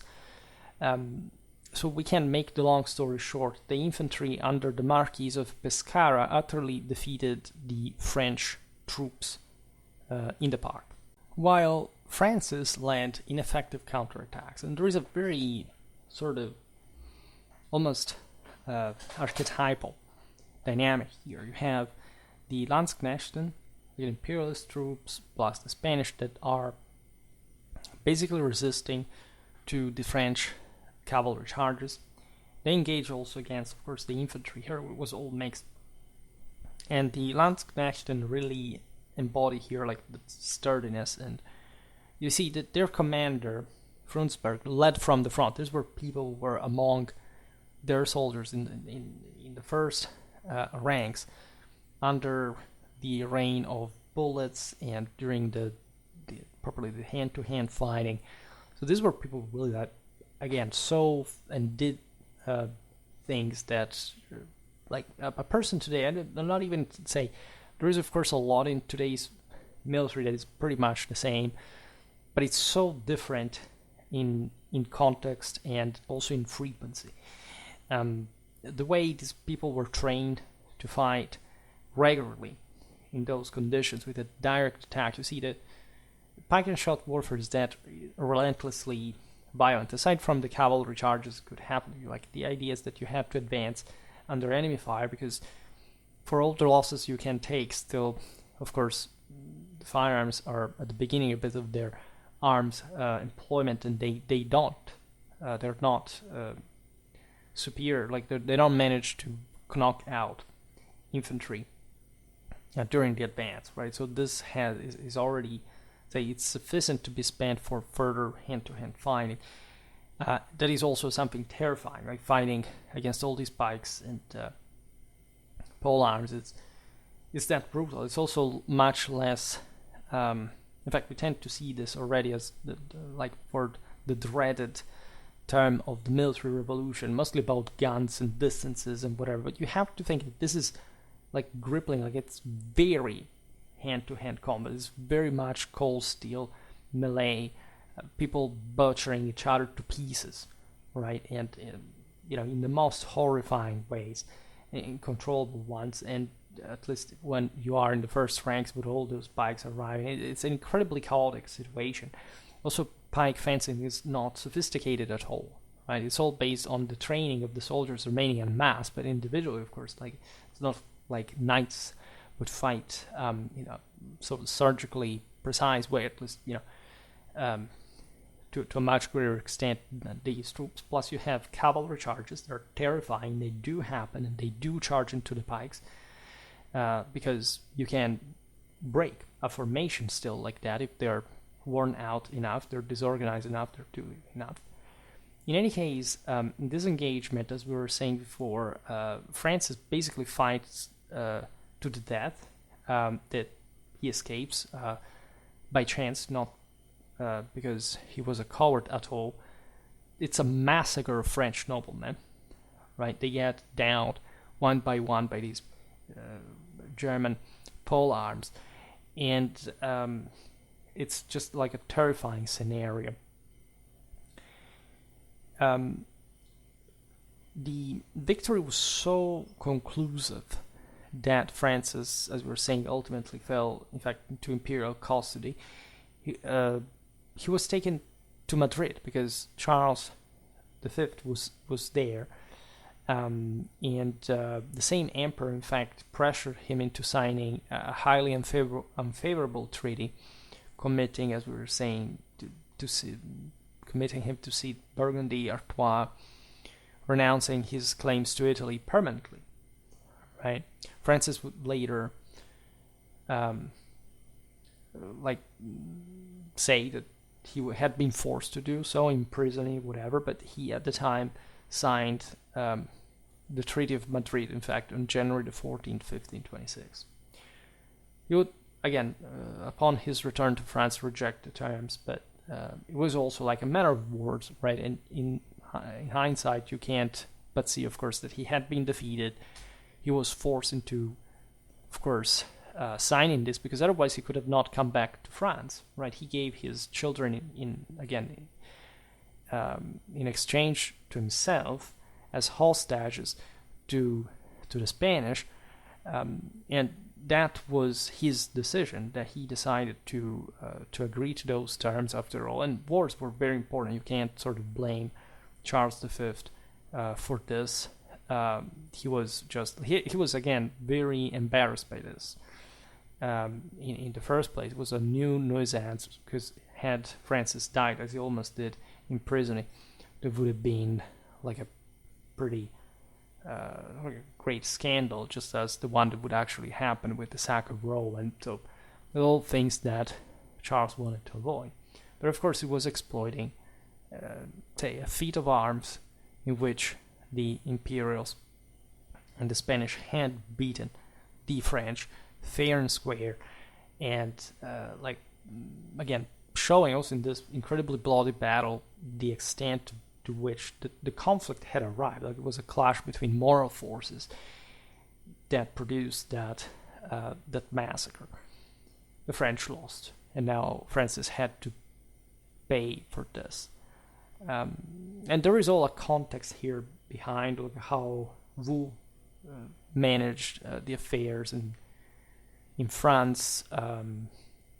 Frances Savoy's mother was very instrumental to this. There were other important female figures, right, that would in fact bring to the peace of the two dames.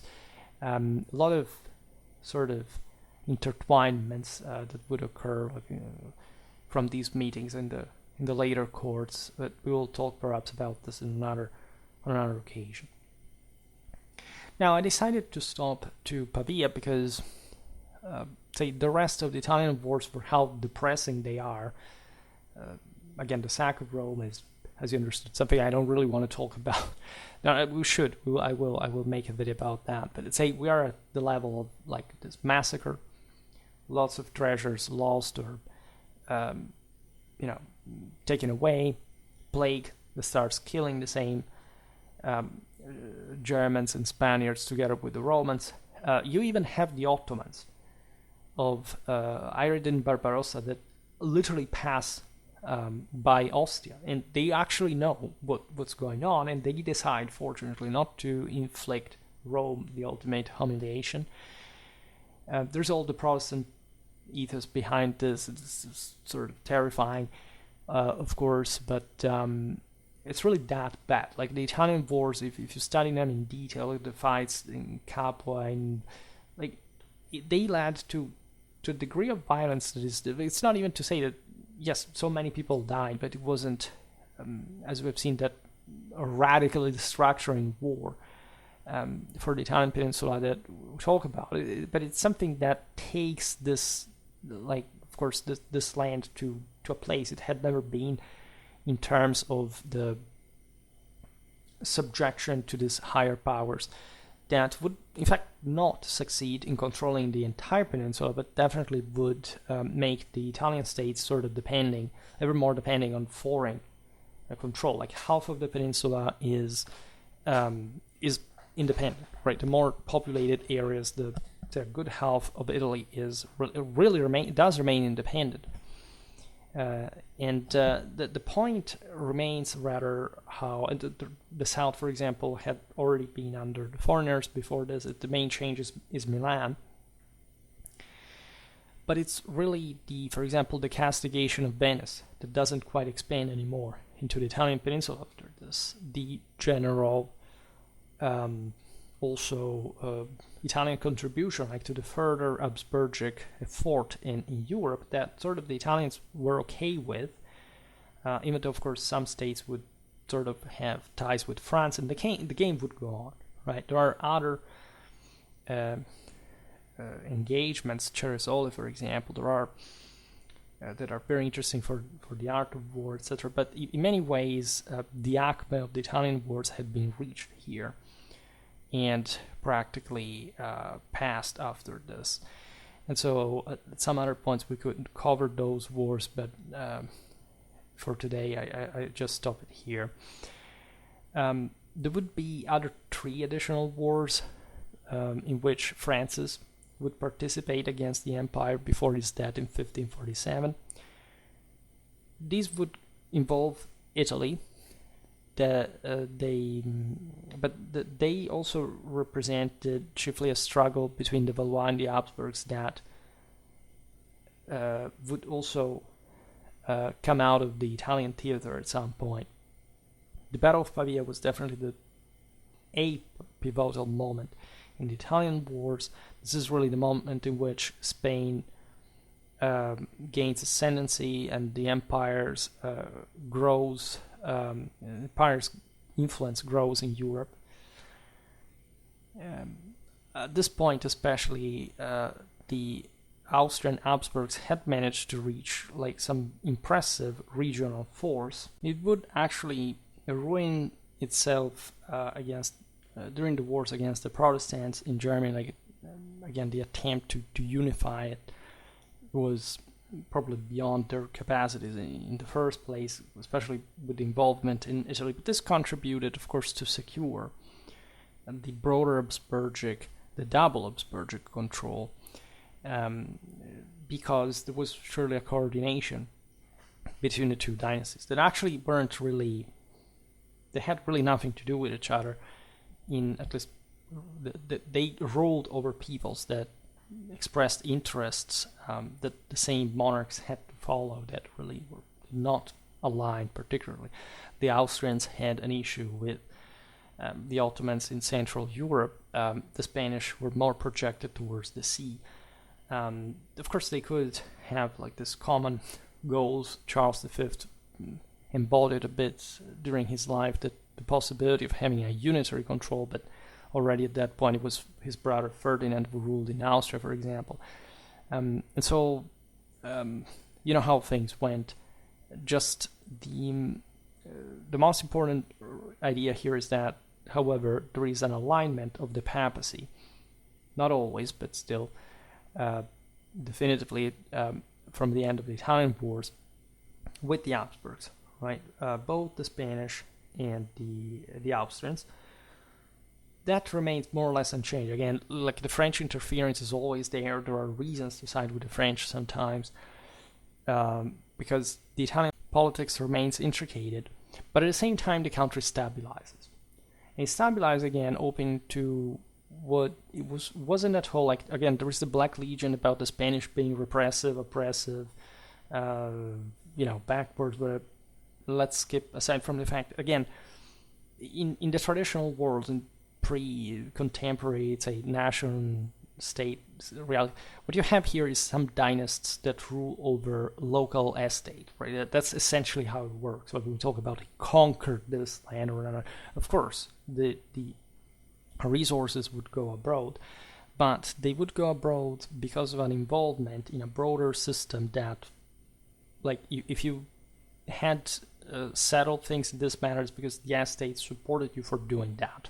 Right, so of course the Italians would have preferred to remain independent, but at the same time the Italian wars are the consequence still of their own decision, and how also the foreigners sort of made them do that. So there's never they are never two separated things, right? You always have to consider this: whoever can fight, if they don't do it to the death, it's because they come to terms with a situation that they deem to be more favorable than the one it is, right? And what remains here is fundamentally actually a great pacific moment, right? The Spanish are not actually making Italy decline at all. Like, if you speak about the Inquisition, that was like a papal thing, first of all.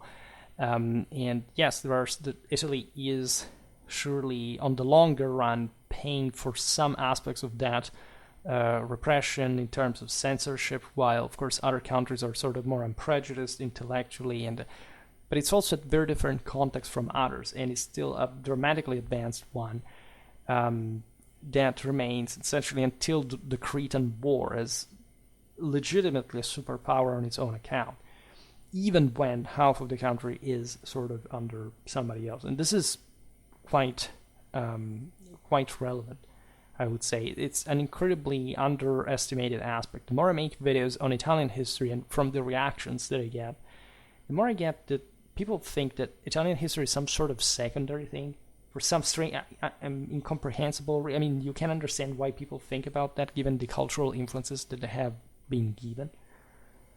In order to think that there is still an incredible prejudice that is not like the people really willingly decide to think that this is secondary. It's just that the culture from which they emerge literally was founded on the opposite, basically not considering these eras at all, because they were the symbol of something that, especially in fact from the Reformation, were incredibly opposite to anything that came from these regions. Same goes for Spain.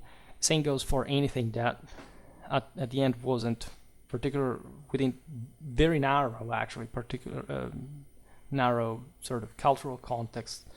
And all of history is, these guys went down because they were already, decadent, stagnant, or ruled by someone else, or, the book of the military deeds of the Italians is so small, whatever. All those phrases that you've heard, I'm sure, many, many times, but if I have to just remind you of Lepanto, and even the Lost Cretan Wars, the, unrestrained heroism of the Venetians there is, very difficultly describable in a different way, and without mentioning all the Italian generals that fought for the Habsburgs. We're talking about, again, men of the caliber of Alexander Farnese or our Montecuccoli. There were so Spinola, like there were so many great, famous military clans that kept participating into, of course, the single most important, military achievements of the empire. And how can you cross that out? Surely the Italian wars are a controversial topic, and also one showing, as I was saying before, a failure of the Italian Renaissance, of the Italian regional states, in coalescing into something that in fact could be higher than themselves, like in an individual sense. And it's difficult to unsee this, as much as of course, that level probably of Italianization of modern European culture that lasted for a couple of centuries, and that, in fact, is also one of the most important stages in the history of human civilization. What else to add? Probably a lot. The video is already long, very long by itself, but I promise that we'll explore this stuff further, because it's not like, like I've never made videos on the Italian wars, for example. You see, today I tried to put a bit like everything into it, but it's the military aspect that we sort of mostly appreciated, right? What you see here essentially is an outcome, is that for the next 2 centuries the Spanish would exert dominance over significant portions of the Italian peninsula. In the ensuing decades, as we've seen in the video about the French wars of religion, France would descend into turmoil as it grappled with its own confessional clashes. We really need to talk about Germany as well in this context, because everybody is very much into the 30 Years' War, but when it gets to like what happened in the 16th, like that's pretty cool, right? It's pretty interesting and sort of underappreciated. For today, however, I stop it here. I just hope that you enjoyed this video. If you did, please share it. Otherwise, leave a like or subscribe to my channel if you're interested in my upcoming content. As always, I thank you heartily for listening to me. I wish you a nice time and see you next time. Bye.